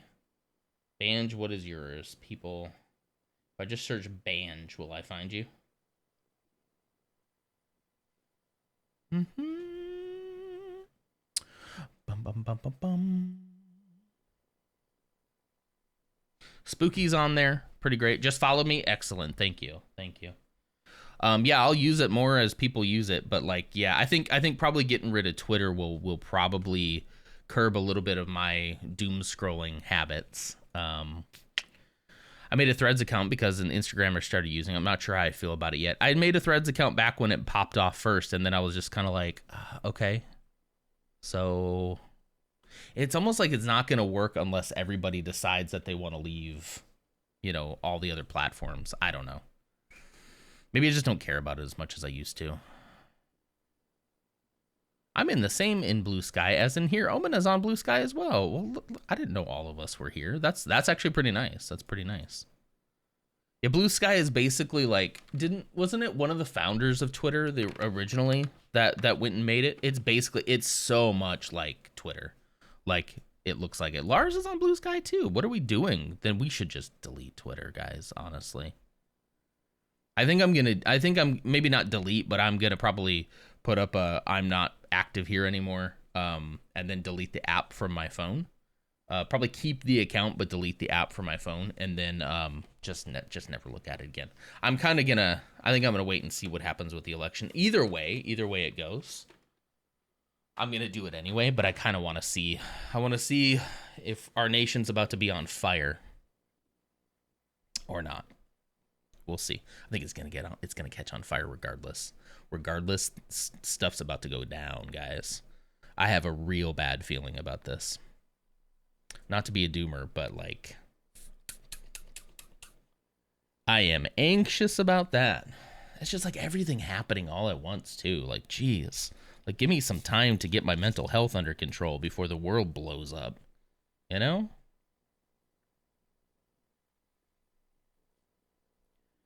This world is on fire. There it is. As in here and yup. Yeah, I couldn't imagine Code having a bunch of social media. Yeah.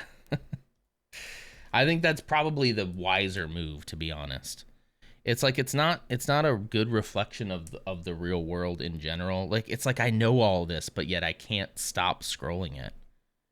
Twitter especially. I don't know what it is about Twitter, but just scrolling. I should probably just put time limits on it too, Mrs. Magoots has been really concerned as well. The way I see it, Lutz, is like, uh-oh, did my camera broke. Look at that, my hands are this one's fine. It's this one up here that for some reason, oh, was it when I switched back from the helmet maybe? Let me see what I can do about this real quick.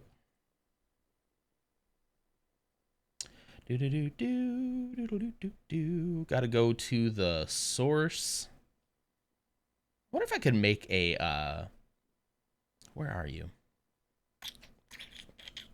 I wonder if I could make, seriously, where are you, Scene?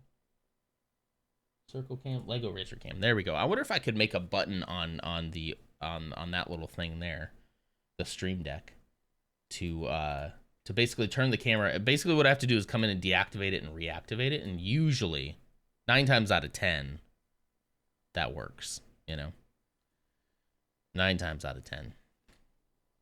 9 times out of 10, it works every time. Your country is all over there, over the big pond. I still get anxious about your politics. Yeah, it's because we're bullies. We're bullies to the rest of the world. So the things that happen here do truly matter in global politics, unfortunately. Unfortunately. There's a little skeleton. Look, one day, this is what we'll all be. Well, skeletons. Sometimes I'm happy the world is blowing up before I sort my mental health. Then I don't have to deal with my issues. Winning. That's one way to look at it, I guess. Well, the problem is like I don't truly believe that like we're gonna wake up one day and the world's gonna end. That's not the problem. The problem is it'll just get worse and worse and worse over a long period of time.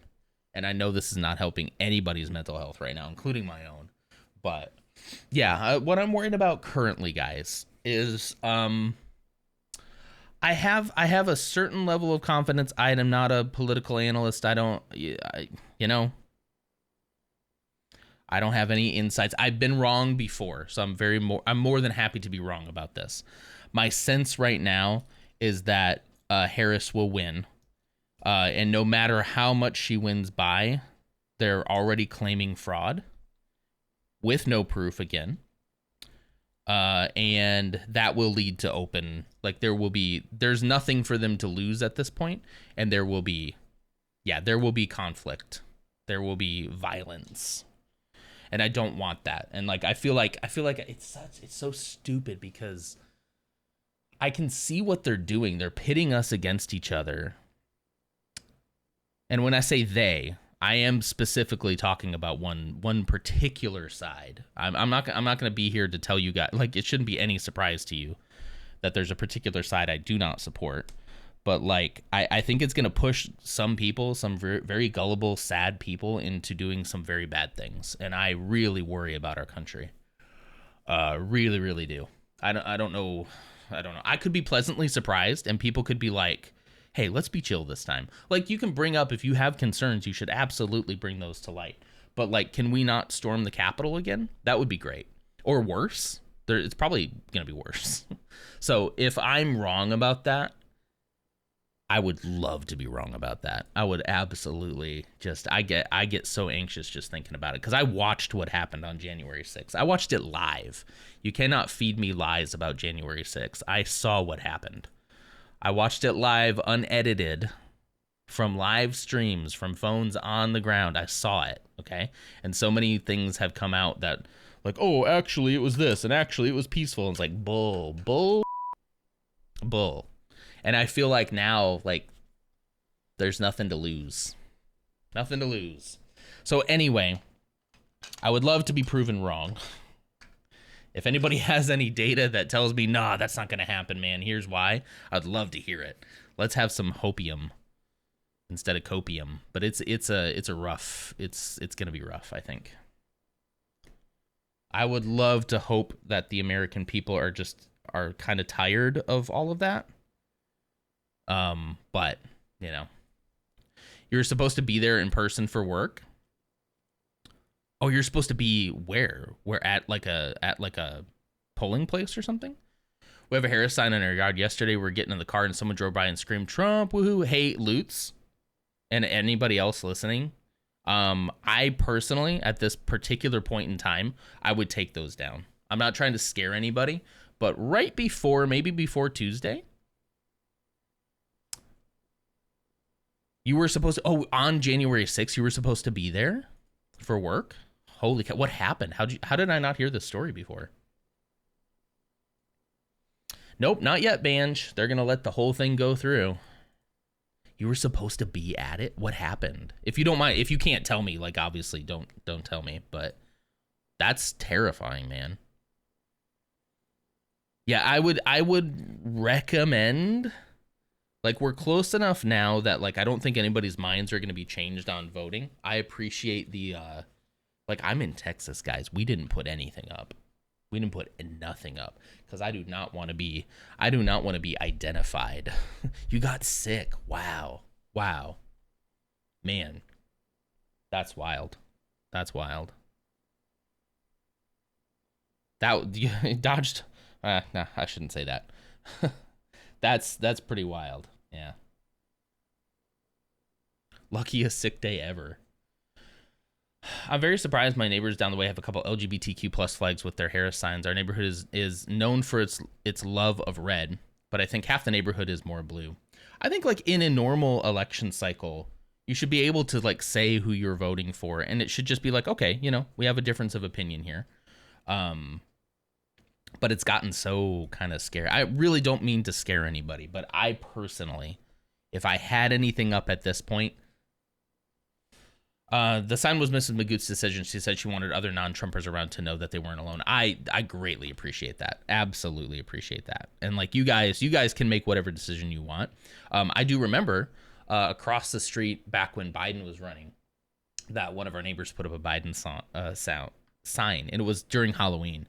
So we went trick-or-treating over there, and like nobody else was around, and we looked at her, we're like, hey, we like your sign. Like, thank you for putting that up. And she's like, that's what I wanted people to know, that like you're not alone. She's like, this street is very red.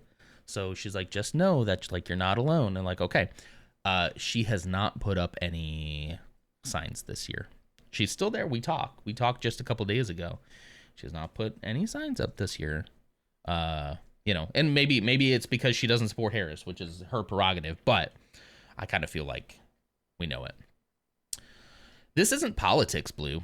Like, politics are important. Politics is what controls our everyday lives. The ability for us to live free and happy in this society is politics. This is like some kind of sick experiment. This is some kind of weird derangement that the fact that you're willing to just take what your side says as the gospel and then take up arms is now I'll so be glad if we come back like Wednesday morning and we're like, hey, everything seems pretty chill. I'll be pretty happy about that. But yeah, I find it horrid that so many Americans feel the need to advertise who they're voting for. I don't have a problem with that. Because I feel like you can help people, one, feel more comfortable, and also like start conversations, right? You know. So it's probably like a difference in our countries, but like I don't think there should be any reason why you can't advertise who you vote for. You should be able to do that without people threatening you. You know, it is more polarizing now. Yeah. It's been the case for decades. It's always can have yard signs. Everything been fine. That's fine, Lars. We're having a very heavy conversation anyway. So just know that we're talking election stuff. So yeah, we might be through the worst of it now though. So here the colors are the opposite. The left, the Social Democrats, are red. Excuse me. And rich big company owners are blue. That's very interesting. Yeah. Or effed either way. That's kind of the feeling. I'm hoping to be proven wrong. But you know, I would love to wake up and just see people be like, you know what? Let's try harder next time. But the groundwork is already being laid. The big lie is already out there. They're already ready. They're ready. Have you thought about emigrating? I mean,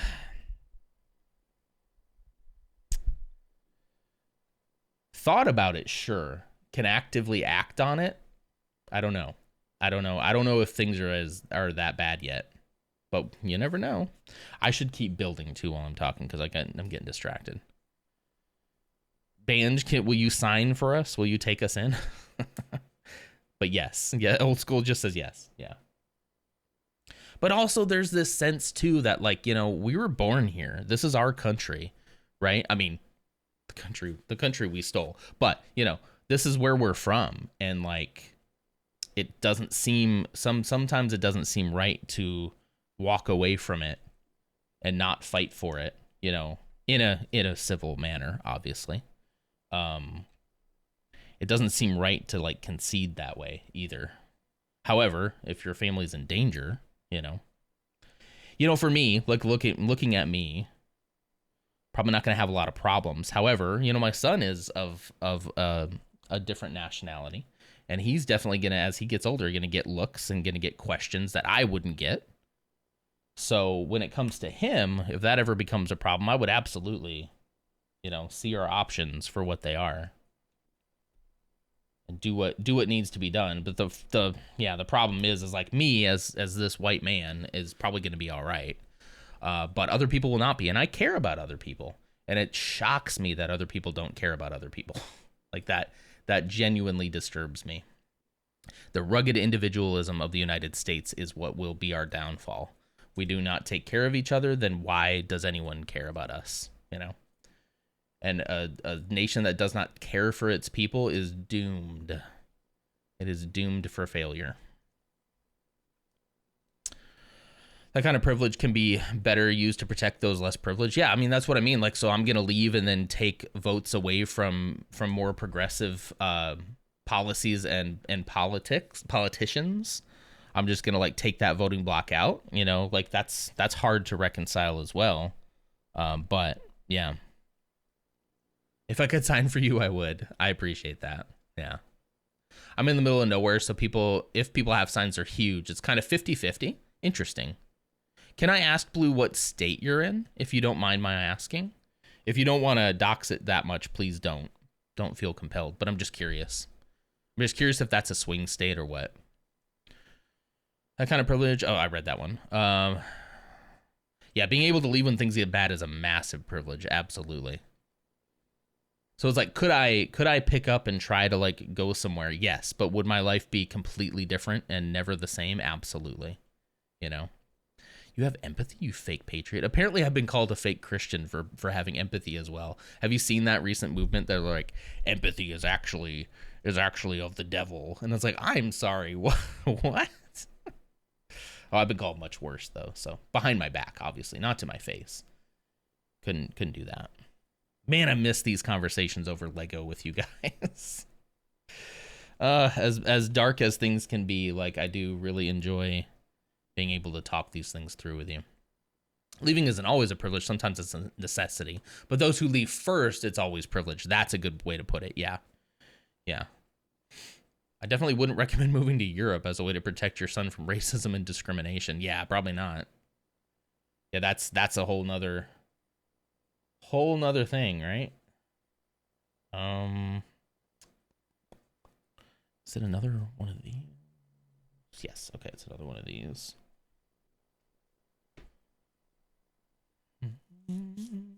I also empathize with the devil. They have it really tough. They were just trying to help.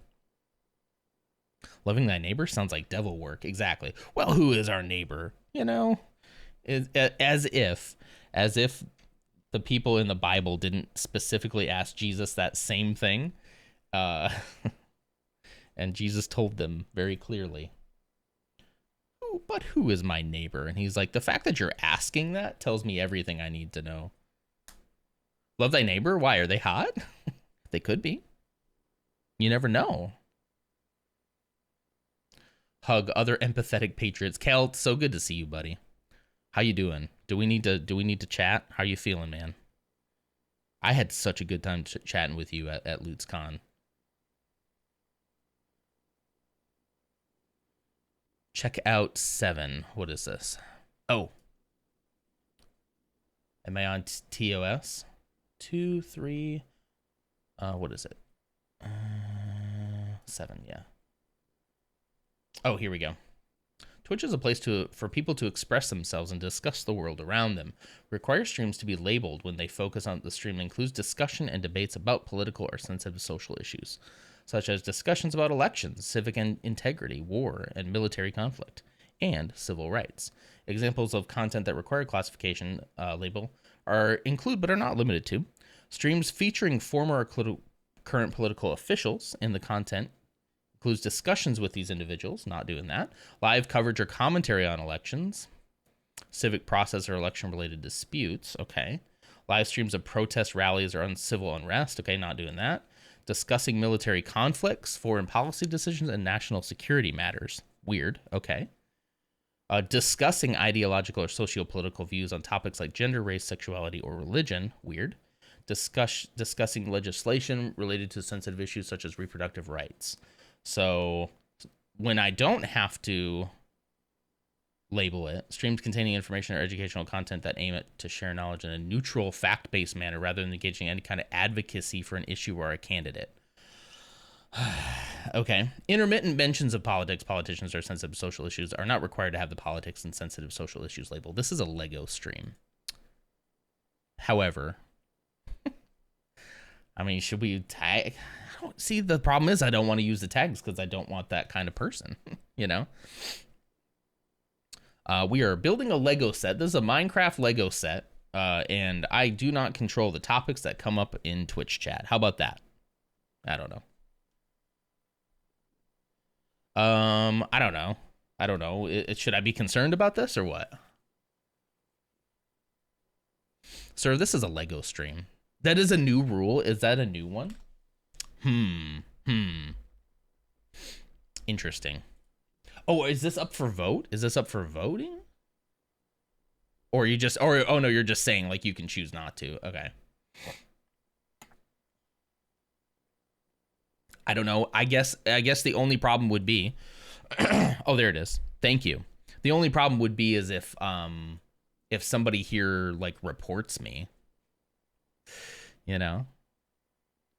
Yeah, here, let's add our comment. How about we say something like, sometimes we like to discuss these topics and would rather not attract attention from people who would bully or harass. I guess I can move my mic a little bit. Bully or harass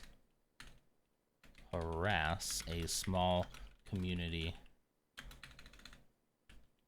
of people who are just trying to make sense of the world. Yeah, like I don't want to be identifiable more, you know?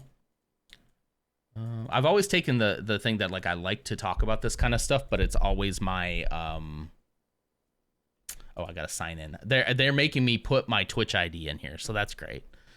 I'm gonna do it though, I guess. It's great that I have to put my name on that, but there we go. All right, so I said sometimes we like to discuss these topics and would rather not attract attention from people who would bully or harass a small community of people who are just trying to make sense of the world. Yeah. Okay, thank you for that. I like that there's a way for me to at least voice myself. Y'all better not be snitches. Yeah. I mean, yeah. So look, like this is also why I'm putting stuff on YouTube, because who knows? I don't know what Twitch is up to. Who knows? Twitch will not necessarily be here forever. I hope that it is, but yeah. I can't imagine something they'd enforce. Yeah, it's so weird. Like, how do you prove that like it wasn't an intermittent? Now, if I came on here this morning and I started a Just Chatting stream and I told you, hey guys, here's what I'm going to talk about today. Here's my show laid out for you, and it's all about politics. Yeah, I would probably label that. But if I'm building a Lego set and I want to talk to you about how anxious I am about the election, I'm not going to label that, because that is not the kind of attention I would like to get. I have to be neutral. I'm not going to be neutral. Yeah, I'm not going to be neutral on saying that, like, you know, people should have human rights. There is definitely some things that we can agree to disagree on, but there's a whole lot that we cannot agree to disagree on, because it's just it's fundamentally incompatible, you know. Put in the policies to CYA, but nobody is going to do anything for discussions like this. Yeah, probably not. Okay, let's bring the instructions back up. Plus, we're just silly guys playing Lego. You know, I ain't trying to radicalize any of you. Yet. I'll leave that to Hassan. Anyway, I'm never going to be... Yeah, obviously somebody like Hassan Piker should absolutely like label his streams as like political, right? That makes a lot of sense. And why would he not, right? That's like what he's trying to build, you know? So why would he not? That ain't me, bro. All right, flip this around. I mean, I think I would have gotten through this had I not been talking so much, but we'll see. Report me for being a good streamer, Omina. That's what I've loved about Twitch from the beginning, is like you could be doing something and like, you know, the conversation can go in whatever direction like it needs to go. The flow is here. I love the flow. I love being in a flow state, talking about something I'm passionate about while I'm doing something I'm passionate about. I think that's a big privilege in and of itself right now, but like it feels good, you know.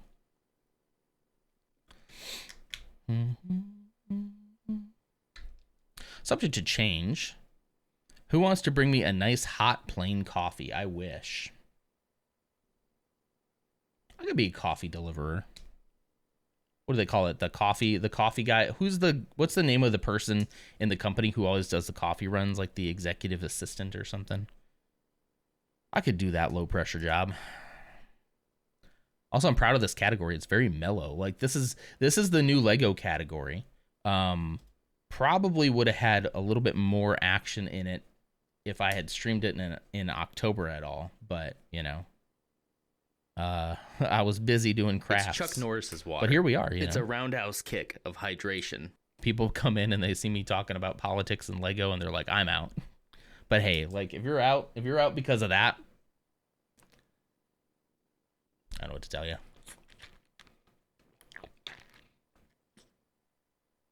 I just dripped water all the way down my shirt. Is it the intern, the unpaid intern? I gotta get paid for it. I'm looking at how I can move to Australia right now, and people with skilled jobs can get in. One that's listed is amusement center manager. See, this is my problem, Banj. Every time I've kind of looked at that, like, could we like get out of here? I come across the same thing where they're like, yeah, you can definitely immigrate here. You just have to have like, what's your skill that can like lend to our country's success? Like, what do you got? And I'm really not particularly gifted at my job. Like my job, like I don't know, guys. Like I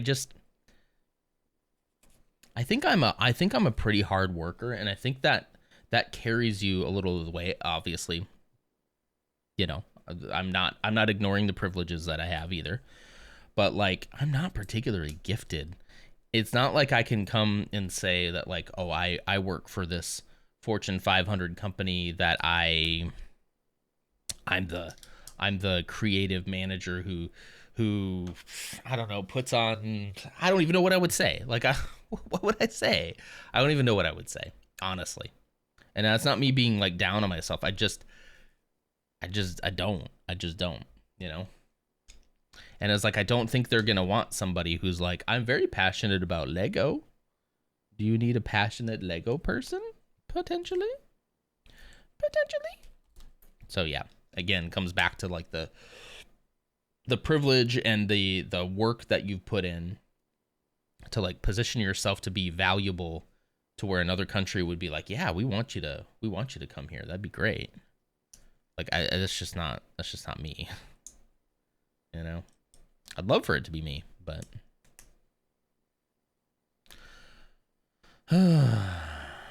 you're more gifted than I am, Non. I cut hair. I mean, people need stylists though, you know? No, I agree with you, Ams, like everybody does, but like for purposes of like filling out immigration paperwork, I have no idea what I would say. Looks like this little teal piece right here. Yeah, like I agree with that sentiment. You're absolutely right. But it feels like we're talking about like, I don't know. I'm trying to think of how to put it. Let me cook on that a little bit more. Just a reminder for everyone, absolutely. Yeah, your worth isn't necessarily tied directly to your productivity or what you can offer. However, it does seem like that's what countries want when you want to immigrate there. You know, which you're going to be a tax on their system. So in a way, I do understand it. Like, what are you gonna offer back to the country? You know, I'm not saying it's right or wrong. I'm just saying that is how it tends to go.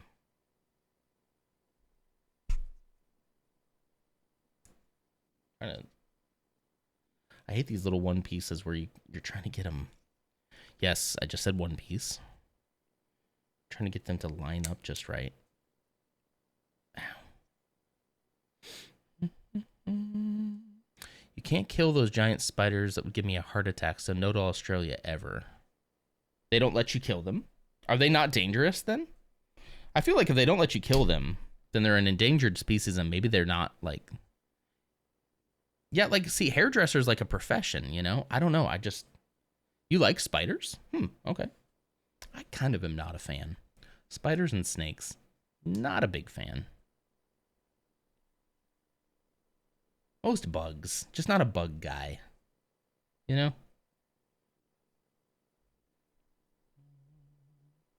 And I would imagine if you live in like a city, they're not as much of a problem, right? You're allowed to kill them, but everything I've seen, they just keep coming back. Bigger. Oh, God. What? What do you mean? It's like Alien Isolation all over again.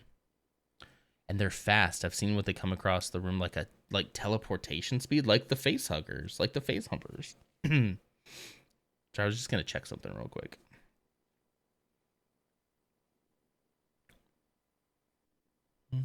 Has arachnophobia, will come back later. Okay, yeah, that's about right. Oh, I was just checking my blood, my not my BP, my BPMs. Different things, but they're the size of your head. Oh, that's a good spider. Then gently release them outside. Size of your head. Ah. Ooh. No, thank you. How is it already 8:19? Holy cat, what have we been doing this whole time? I'm not going to finish this today, I don't think, in under an hour. But that's fine. It gives us more Lego content. Okay, 2 of these.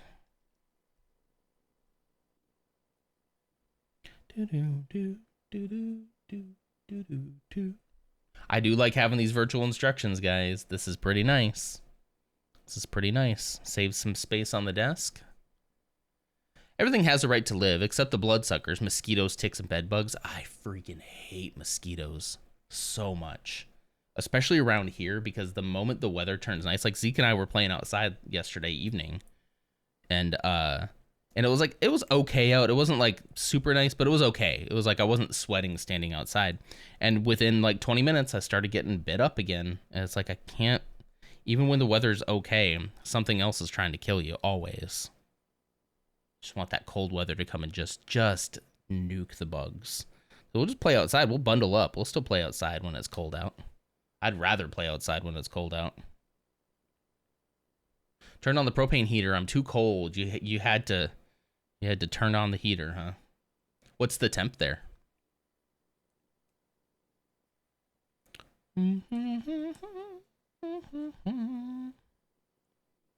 All right. Come on, there we go. Okay. What if I could pass a database administrator to move to Australia? You could pass as a database administrator? Maybe. RDMDK, thanks for checking in. Welcome. Clearing some of this stuff that I got here. Clumsy checked in 43 minutes ago. I think I mentioned it, but you know, just in case. Thank you, Clumsy. Let's see. So how are we feeling? How are we feeling about the SMP? It's finally here, right? Finally happened. I'm having a good time already. I'm excited to just like spend a little bit of time in there, you know? You're finally caught a Lego stream. Well, I've finally done a Lego stream. I haven't done one in a little while, because I've been doing like craft stuff in October. So you have surprises for me already. How long did you guys stay on? Jeez. It says it's 39 out right now, Non. I know you're gonna hate to hear this, but I'm very jealous. Like I know. I would just rather be cold. It's my Wisconsin roots. It's my roots. It's 31 in Wisconsin. I gotta get back to my roots. I'm going back to my roots. Another day, another door, another high, another low. Rock bottom, rock bottom. Yes, move back, please. I haven't lived there since I was 5, maybe a little younger, but I've always, every time we visited, I've always enjoyed it. I took a look at, I might have told you this, Ams. I took a look at my grandparents' house. They don't own it anymore. They passed. but it's not even in the family anymore. And that area looks so incredibly different. Have you been to Green Bay before, Ams? If I told you the road, would you know it? It is actually, I'm pretty sure, a pretty iconic road in Green Bay. Maybe once. Okay, you probably don't know it then. Okay. They used to live on, I can probably tell you, they don't live there now. They used to live on Glory Road. Glory Road. Yeah. Beautiful house. Old farmhouse style house. A basement that like makes my skin crawl just when I think about it now because it was all stone, like old stone, and it was like wet and drippy and just terrifying down there. And I love it. I'm pretty sure it's all been renovated now.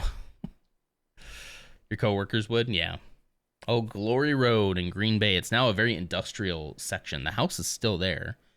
Been renovated though, and like there used to be a ton of trees everywhere. They've been all torn down. One of the old barns is still there.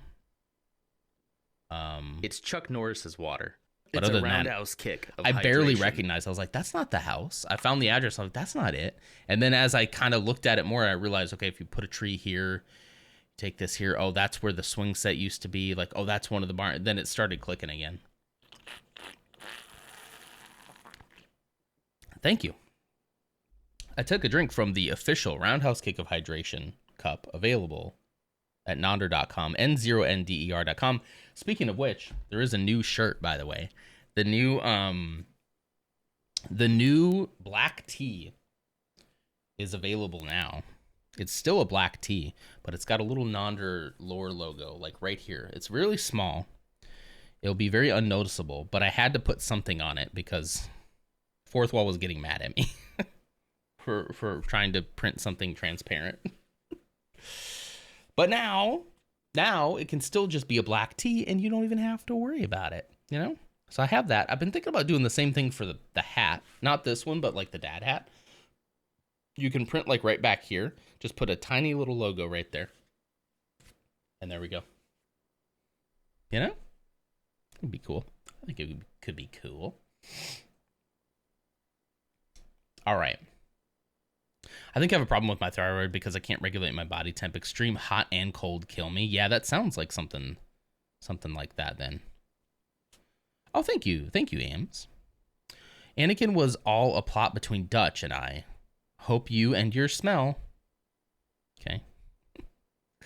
Fourth Wall doesn't like the alpha channels. I tried to get away with so I have this running joke. I always wear black t-shirts, mostly just because like I'm comfortable in them. And so they're nice to just put on for stream. And I don't really have to think about what I'm wearing. I just have them. Anyway, so like I thought it'd be funny on my merch site to just sell like just a plain black t-shirt.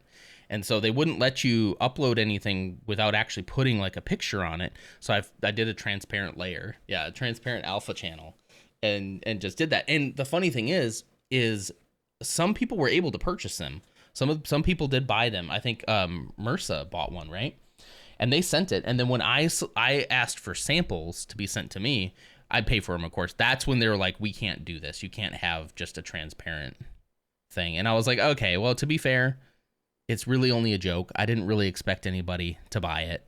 So fair enough. I'll make some modifications to it and make it to where at least there's something being printed on it. And they're like, okay, that'd be fine. So I didn't want to make my new partners too mad at me yet. We already have a cup that has a human foot on it and is kicking over a water bottle. So, you know, I didn't want them thinking, what is this? Is this a fetish thing? Because no, it's not. Thought I heard the door behind me. Oh yeah, I think the kiddo's awake. Bum bum bum bum bum. Bum bum bum.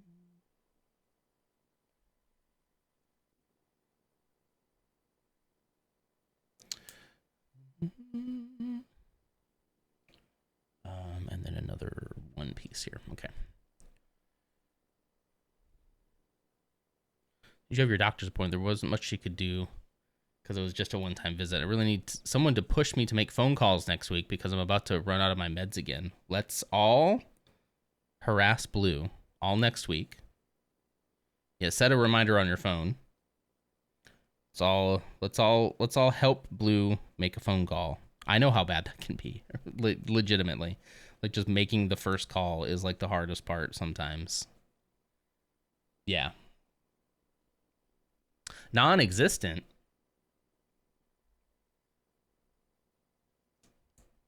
I understand that too. We're all just trying to make it, you know? I felt like I had this other thought that occurred to me, that like I'm doing something now that I've never done in my entire life and adult life. And that's like I'm sitting in a doctor's office confronting my health. So no matter what he says, I'm already doing something more than I've ever done before. Does that make sense? I'm already doing more. And maybe this is just like a metamorphosis thing. It's not going to happen overnight. But over time, slowly but surely, I'll be like, you know what? I'm really glad that I did that first step, even though it felt like there was a lot to do. I'm glad that I took that first step. So I tried to remind myself of that like, yeah, it's hard right now, but like, hopefully I can look back and be like, so glad that I made that call. So glad that I did that. Because that really set off a chain of events to lead me to where I am right now, which is hopefully much healthier than I currently am. Yes, harass me. I need it. Everyone set a reminder on your phone to tell Blue to make a phone call, and then we'll all message her. Best medicine tastes lousy, so give me your brutal honesty, doc. That's kind of what I wanted. I just had like an experience with a doctor, Artie, that like he didn't even like, I just wanted to like talk about like, okay, you know, and he just kind of brushed me off. So I need to get a second opinion on some stuff. Not that I think the opinion's going to be different, but I need to talk to people, you know. Anyone that needs harassment, I'm here. Lars has got your back. We should get Blue on I can't even remember the name of it. We should get her on the app. You know what I'm talking about. The heater works good. Habitica, thank you. The heater works good, but it uses too much propane. We have so many empty small propane tanks. Yeah. Can it attach to a bigger propane tank? Like, are you able to, like those that you can get them swapped out at like Lowe's or Home Depot or something. And those end up, you know, being like the big ones, and you end up saving a little bit of money because you're like giving them your old tank and taking a new filled one. Yes, sir. I have a funny story about that in a second. You know what day it is today? It's Saturday. Yeah.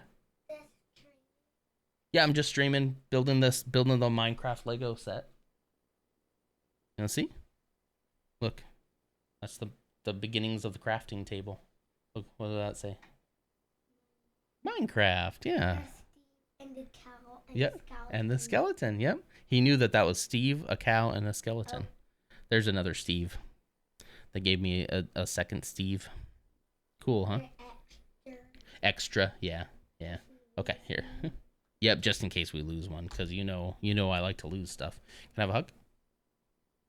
You like to lose stuff? Do I like to lose stuff? Yeah. I don't like to. It's just something that happens to me. I would like to not lose stuff. That'd be nice. Oh. Create new world. That's what that says. He can read this stuff, guys. So smart. Create new world? Mm-hmm. And that's a world being created. We're making a new world right in here.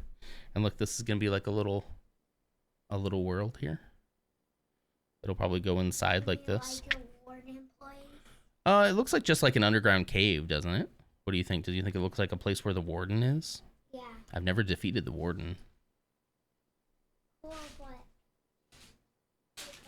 Give me 30 minutes and I'll be done here, okay? So go hang out with is Mama awake? Yeah. The baby pig. Is there a panda in there?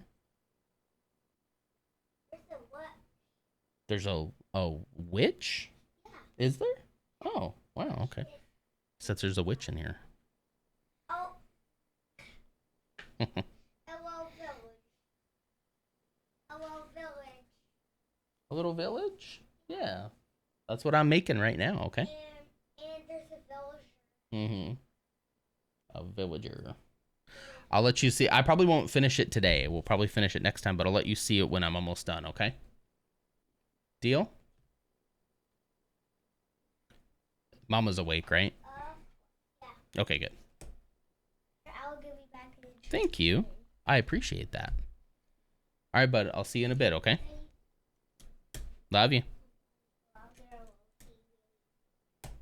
Are you going to take Biddy out there? She probably needs to go outside, huh? Biddy, go outside. Go from behind and try to corral her. Just stand behind her and she'll go. Go on outside, Biddy. Go on. See? Yeah, see, that's what you got to do to get her to go sometimes. She's nervous. Yeah. Yeah. Love you. Yeah, his hair is wild. I don't think he'll be playing the SMP anytime soon. Maybe sometime I'll let him like control my guy, but like we gotta. He's a little too chaotic in there still. But maybe sometime I'll let him control mine and just say hello. Yeah. We can really use some donkeys. I'll let him spawn some donkeys. He's funny. I happen to have he played Minecraft on the PC for the first time. This has been, I think it was right when I got back from LutzCon. We tried it for the first time. I was like, it'd be funny. Because he said, like, can I play it on the computer? I'm like, we can try. So I booted up OBS and I recorded him playing Minecraft for the first time on PC. He had played it before, obviously. And when I tell you how adorable it is, because he thought he was, like, streaming. And so he's like he's like, okay, so yeah, this is my first time playing Minecraft and it is so cool. Like it's the most adorable thing I've ever seen. I should at least like grab some highlights of that. But yeah, I recorded that because I thought it would be cute. And turns out it was. It absolutely was. Bag number 4. There's a lot of extra pieces, huh? Let's see if we can get through bag 4 before we have to go. This morning has gone by so fast. How?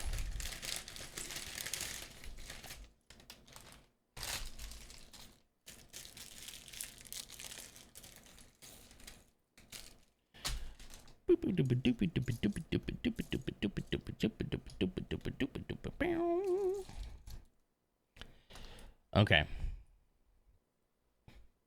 It would be cute to see what he does. Yeah. Maybe someday I'll let him like just jump on the call with me. And he was right. There's a witch right here. He was like, there's a witch. And they do such a good job of like representing the characters because he knew exactly who everybody was.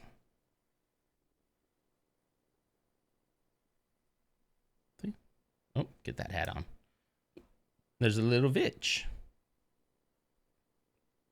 And the little witch goes right there. Okay. We're going to turn this around. You spin my head right round, right round. A little what? What did I say? Wait, what did I say? I'm sorry, what did I say? I don't even know what I said. Ursa reorganized storage. I'm done working and heading home. You're done already? That's great. No, a vitch. With a V. A vitch. I didn't say a... No, I said a vitch. I definitely... No. That's not what we heard. I was saying vitch with the V. The vitch. I'm sorry if that's... I would never use that word.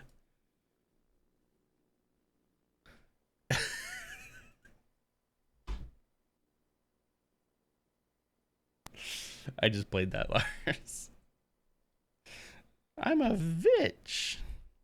That's the B word. I don't participate in sexism here. That's not my word. That's not my word to use. Let's just say it like that, right? I don't have the right. I don't have the right to use that word. If others do, then they're welcome to, but not me.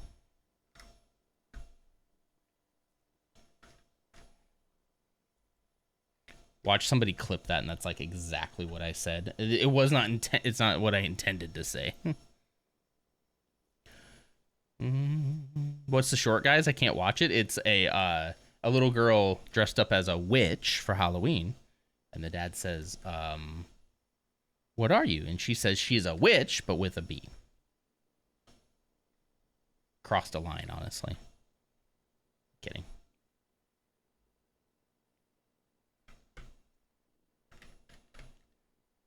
Why is that? That's odd. Why did they have me put this piece here just to cover it up with this? That doesn't make any sense. Like, why would you not use just a regular... It's Chuck Norris's that's water. weird. It's a roundhouse kick of hydration. Oh, she says... I turned it off before she said she's a bad... Yeah, hang on. Hold on. Hang on. Where's my music, dang it?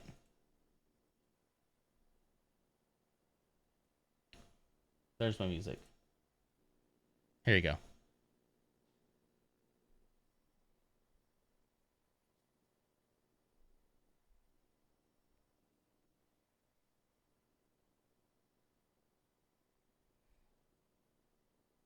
I'm a bad witch. Yeah.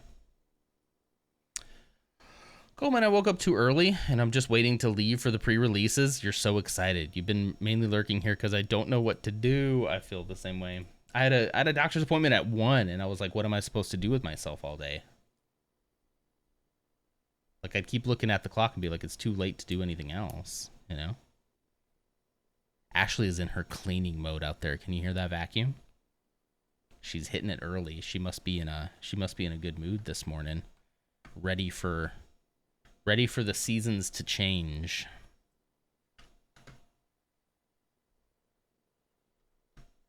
I always know she's feeling great when she's cleaning. Like, I think she legitimately loves cleaning. Like, loves the way that it feels like once it's done and clean.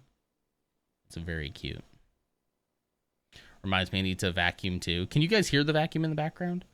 I kind of hear it ringing in my ears a little bit, but hopefully it's not too loud.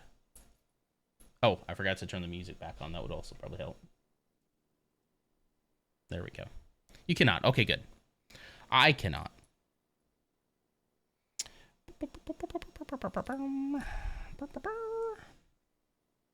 you come and vacuum here too, Ams? My robot's gonna do it. Send a Roomba. I'm gonna get one of those Elon Musk robots, and I'm gonna have him vacuum my floor. And then kill me in my sleep.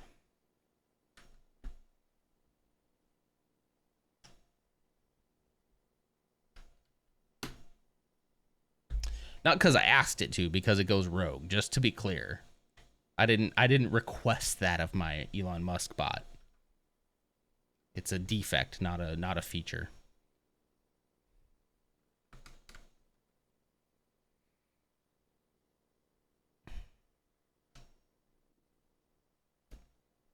Put a little bit of water down here.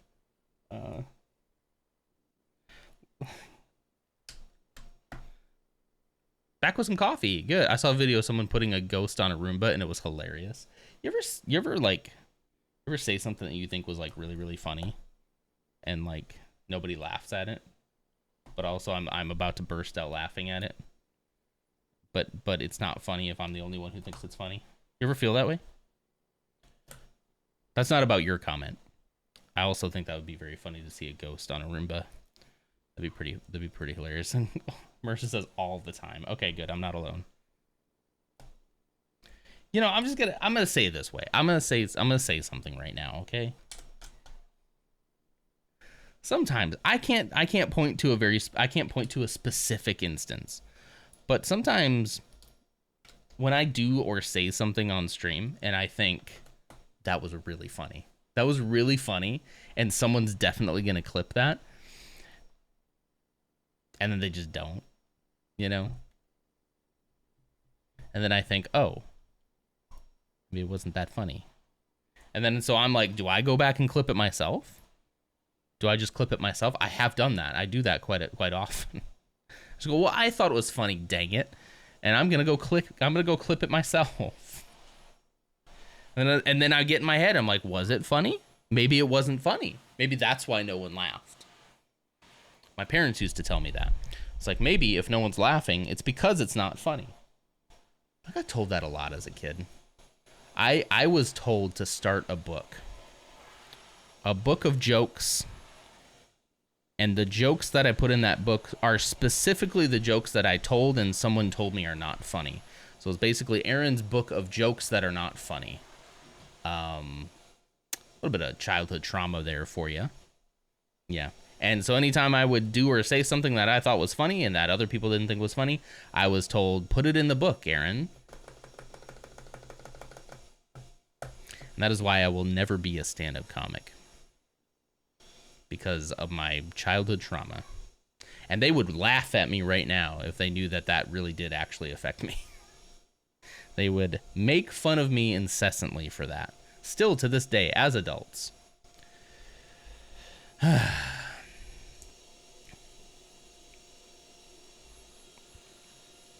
If it isn't funny, Iron will tell you.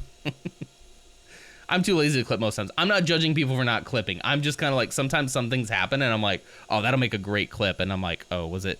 It's more about me thinking like, was it not funny? Oh, I guess it wasn't funny. All right. Okay, fair enough. I mean, you know, sometimes it's not like I have trauma around being told that I'm not funny and to just basically shut up and write it in my book, you know. Nothing like family to cut you down to nothing. Yeah, right? Life anywhere. Anywhere. Nothing like family, right? And I know that's exactly what would happen if they knew that, how much that I still think about that to this day. How much I think when I say something and no one laughs that I'm like, what have I done? Maybe it wasn't funny. Maybe everyone hates me. If they knew how much I did that, they would laugh at me. I love clipping, but not on mobile. That makes sense, yeah. I'm not judging anybody for not clipping. Don't get me wrong. Don't take the wrong thing away from this. That's not what I'm doing. I'm just saying, like, I get in my head about, like, whether or not things are funny. I don't even know what kind of jokes I used to tell as a kid. I'm sure some of them weren't funny, but it's because you're a kid.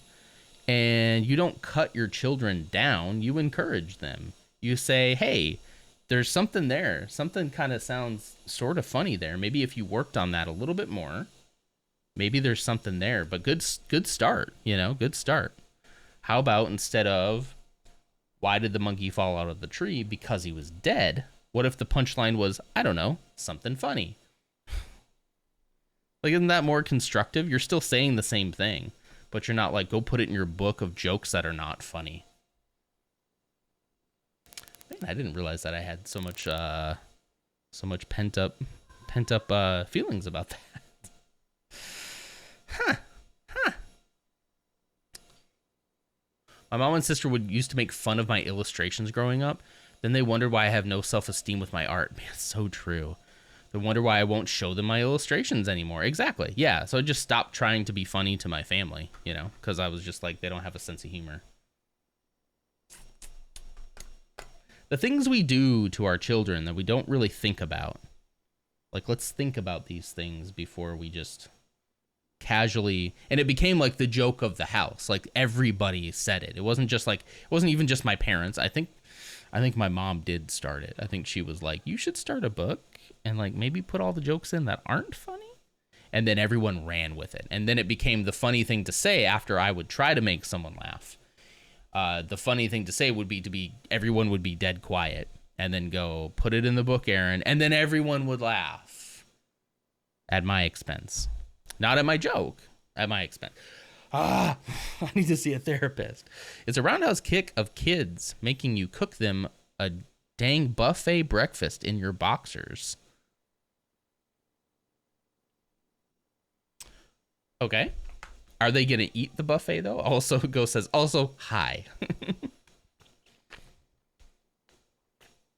My mom is my biggest hater, probably still is, but I don't let her in anymore. Yeah.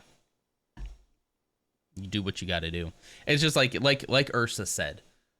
After being critical for so long, is it any real surprise that you just don't share? You know, I'm open. I'm here. I'm not going to, I haven't changed my number. I'm reachable on multiple platforms, via call, text, email, carrier pigeon, handwritten letter to my house. I've gone nowhere. I am still here. You still know where I am. Stop cooking in your boxers. That's not hygienic. It's probably fine, right? They're not that good. And this is the thing, like Ursa, like I'm sure my jokes probably weren't that funny.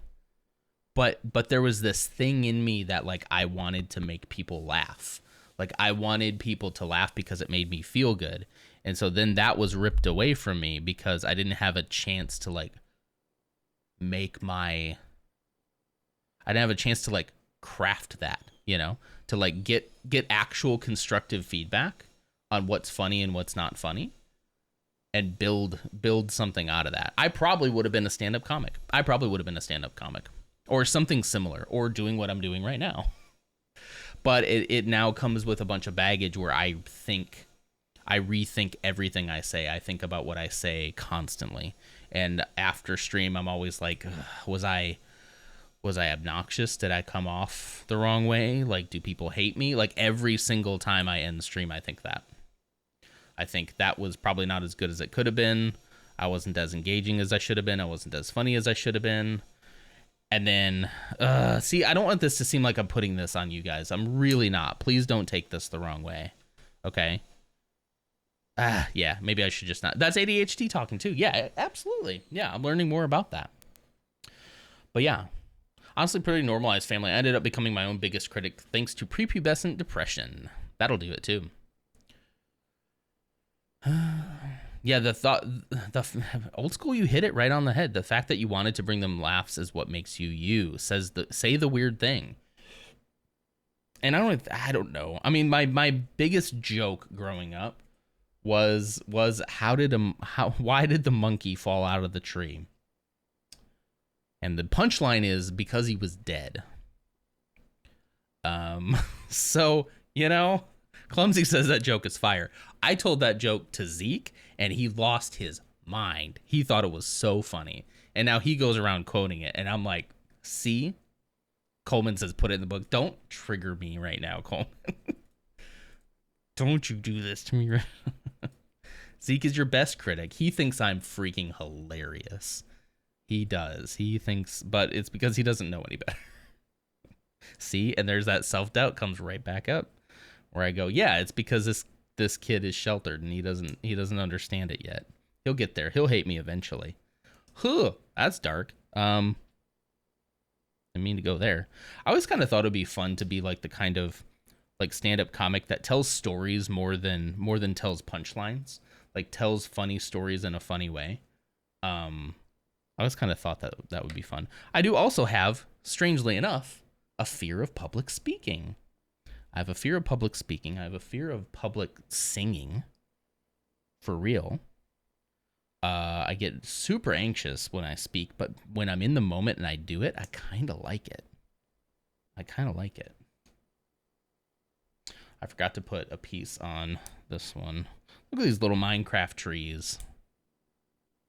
So yeah, it's just a cacophony, a little cocktail full of just insecurities that keep me from being who I wanted to be. And probably why, to this day, I don't know what I want to be. I tell people that all the time. I don't know what I want to be when I grow up. And I'm 38 years old. So that feels great. Coleman is asking for a spanking. I can't. I'd have to get permission to do something like that.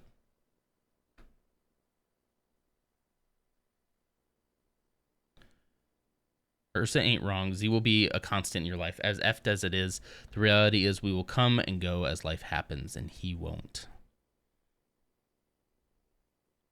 True. I'm slightly less sheltered, and I think it's funny. You are slightly less sheltered, it seems, from what I know. I don't know much, and I don't need to, but it seems like you have it a little bit better than I did. Like, look, like, you know, I don't know. We're all parents for the first time trying to figure this stuff out, and nobody is perfect. And I will not be perfect, far from it. But what I hope I will be is encouraging and kind and loving and supportive of the things that my kid wants to do. And even if I think they suck at it, I'm going to tell them, keep going, keep working on it. If this is what you like, if you like making people laugh, then work at it. It's not going to come to you naturally. I'm not just going to shut them down and tell them to put it in a book, you know, of things that are not. How mean does that sound? That sounds so mean. I could imagine saying that to my own kid, you know, if I like legitimately, unjokingly said that to my kid to like shut down something he's passionate about. I don't know what I would do with myself. I don't know. I think we've come across some deep-seated trauma here. All the trauma is making me uncomfortable. Completely. We go back to easy topics like politics. Do I need to tag this stream as talking about complex trauma? Like I gotta put a tag on there now for Twitch, because you can't talk about anything naturally unless you put a tag on it. Isn't perfectionism part of ADHD too? I believe so. Because basically I don't want to ever present anything to anyone that I don't feel like is 100% perfect. But yet I get myself to a point where I'm like, I don't think perfection exists. And I do end up eventually just saying enough is enough. Like, it's good enough. It's good enough to push out. So it's like a weird version of perfectionism where you want it to be perfect. You stress over it not being perfect, but then you finally release it not perfect anyway. You do that regardless. And, yeah. Trauma. Well, we've uncovered some very fun things here today, haven't we?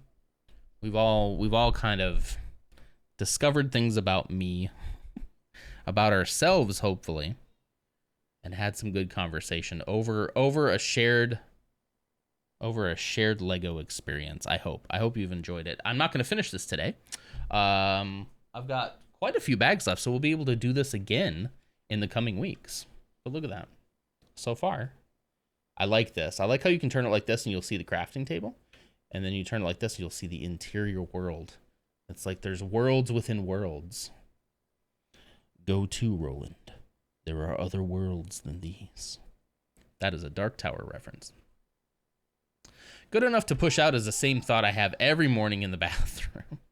Loot's added to the... Never mind. No, that's actually pretty good. See, that's the kind of stuff, you know?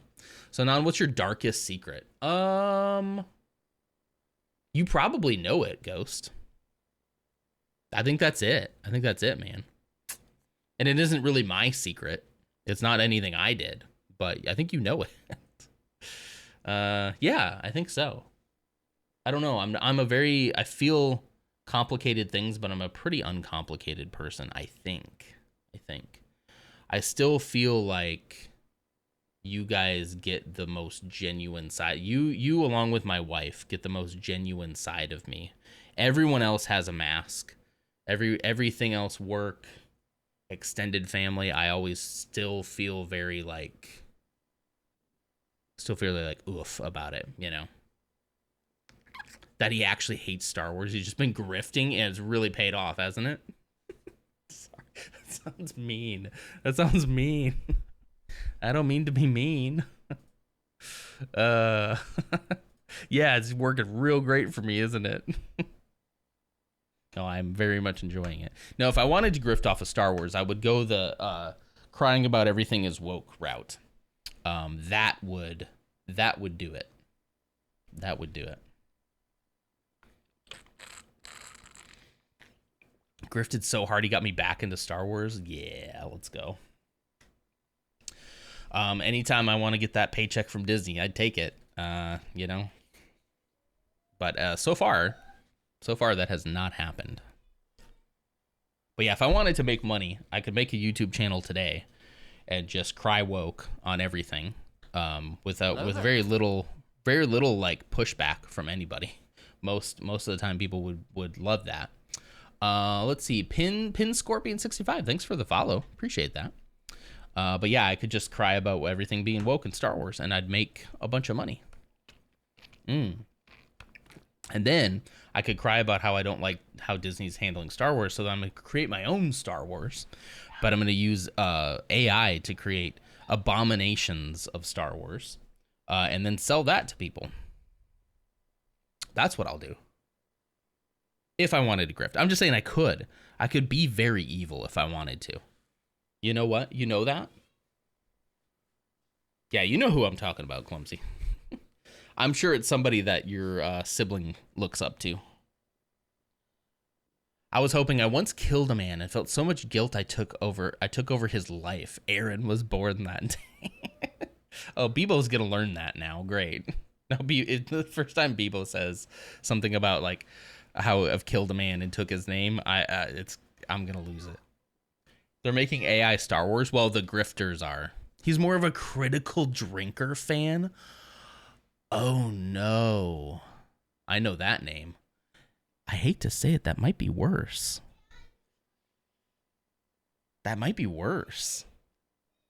At least Star Wars Theory used to actually have Star Wars theories, right? He's a oof. That comes with a lot of baggage. Holy cow. Because at that point, I think it goes beyond like criticizing a film and more into criticizing a culture.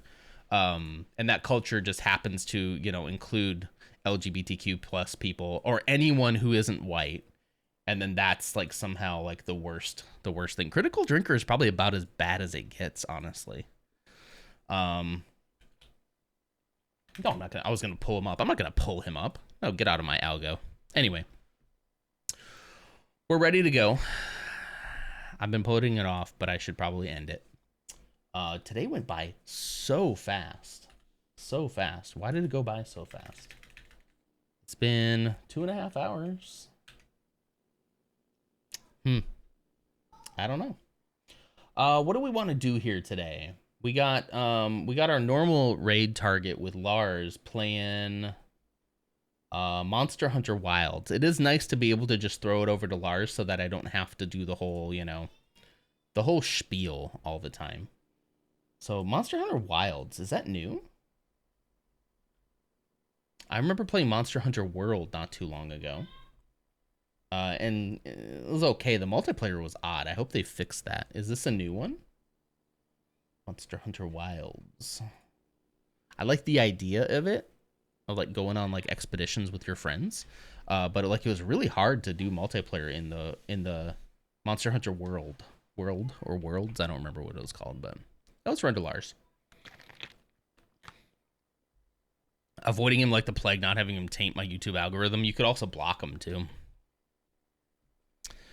Oh my gosh, the Critical Drinker. Oh gosh.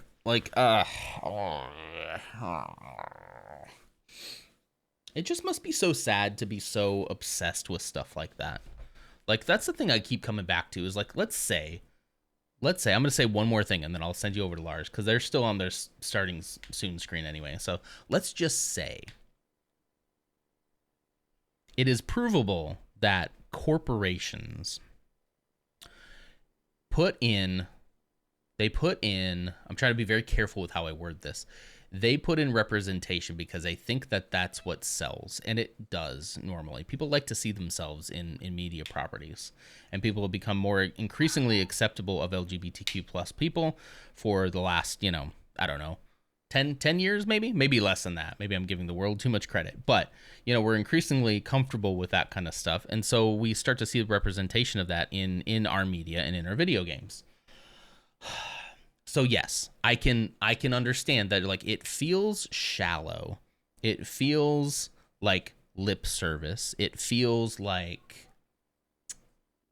ungenuine for them to quote unquote force that into our media. However, that is all true, I believe, because this is how people make money. They sell the things that sell,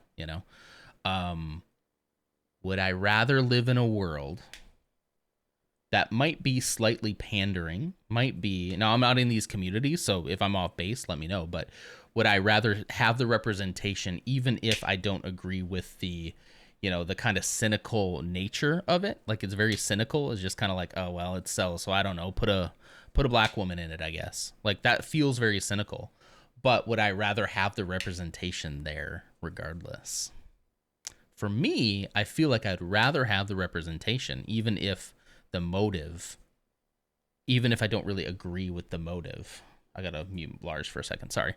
Even if I don't agree with like the motive behind what they're doing, I would love to live in a world that shows representation for everybody wherever we can. And I believe that you can have representation and have good media still. And they think that if representation equal bad media, and I don't know why they think that, other than they have a preconceived notion that if they see representation, they shut their brains off and they go on about their day and they say, well, that's woke. Oh, well, must be bad. Must be bad. I'm just getting caught up here. I believe the term was witchcraft back in the day. What's this woke? What if electricity was invented and people were like, what is this woke?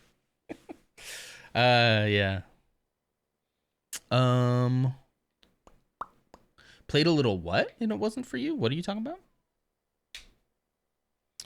What did you play, Ghost? I don't even know anything about the drinker guy, but if my brother gets his opinions from him, I know he's got to be bad. He's pretty much, it would probably go Critical Drinker on top and then Star Wars Theory as far as like ranking of like this kind of anti-woke, at least in the Star Wars side. I think Critical Drinker does other stuff, but yeah, I agree. Representation, without representation, it'd just be, what do you want? Do you really want just white guys in your stuff? Is that what you really want? So like we can agree that like it feels pandering and it feels ungenuine, but like, do you want the opposite of that? You want only white people in everything. That doesn't make any sense like at all. But the problem is you put anybody who doesn't look white into your stuff and they're going to be like, oh, it's woke. And it's like, well, you didn't, what do you want? Like, is that what you really want? Because if you can get these guys to admit that what they really want is just white people and everything, white men, then they're going to see that like, oh, that makes for very uninteresting. If that's all I get to see for the rest of my life, that's really deeply uninteresting. I hate that. I hate this. Thank you for changing my mind. I've seen the light. I'm deleting my Critical Drinker YouTube channel, and I'm going to go donate all the proceeds to the poor and the needy into the Trevor Project and LGBTQ plus projects, and I am never again going to talk about the woke media. You've done it. I've done it. I've solved it. We're done here. Let's go over to Lars. Stop. Quit. You can, yeah. You don't, no, not a second one. Not a second one. Not, I don't do this for the applause. I don't do this for the bonus points. I don't do this to be a Disney shill. You're too kind. Okay. Thank you. All right, we're ready to go. Look at me, guys. Pat me on the back for having a correct opinion on something, please. Please? Kidding. I'm kidding. But that is genuinely how I feel. And I love you all. And I hope you all have a wonderful day. And I'll see you Monday, where I will decide what we're doing this weekend. I'm going to look into Veilguard and make sure that it runs. But I'm thinking Veilguard. So, yeah, and maybe we'll be on the SMP sometime this weekend when I'm not playing Black Ops. All right, I'll see you all later. Have a great day. Bye.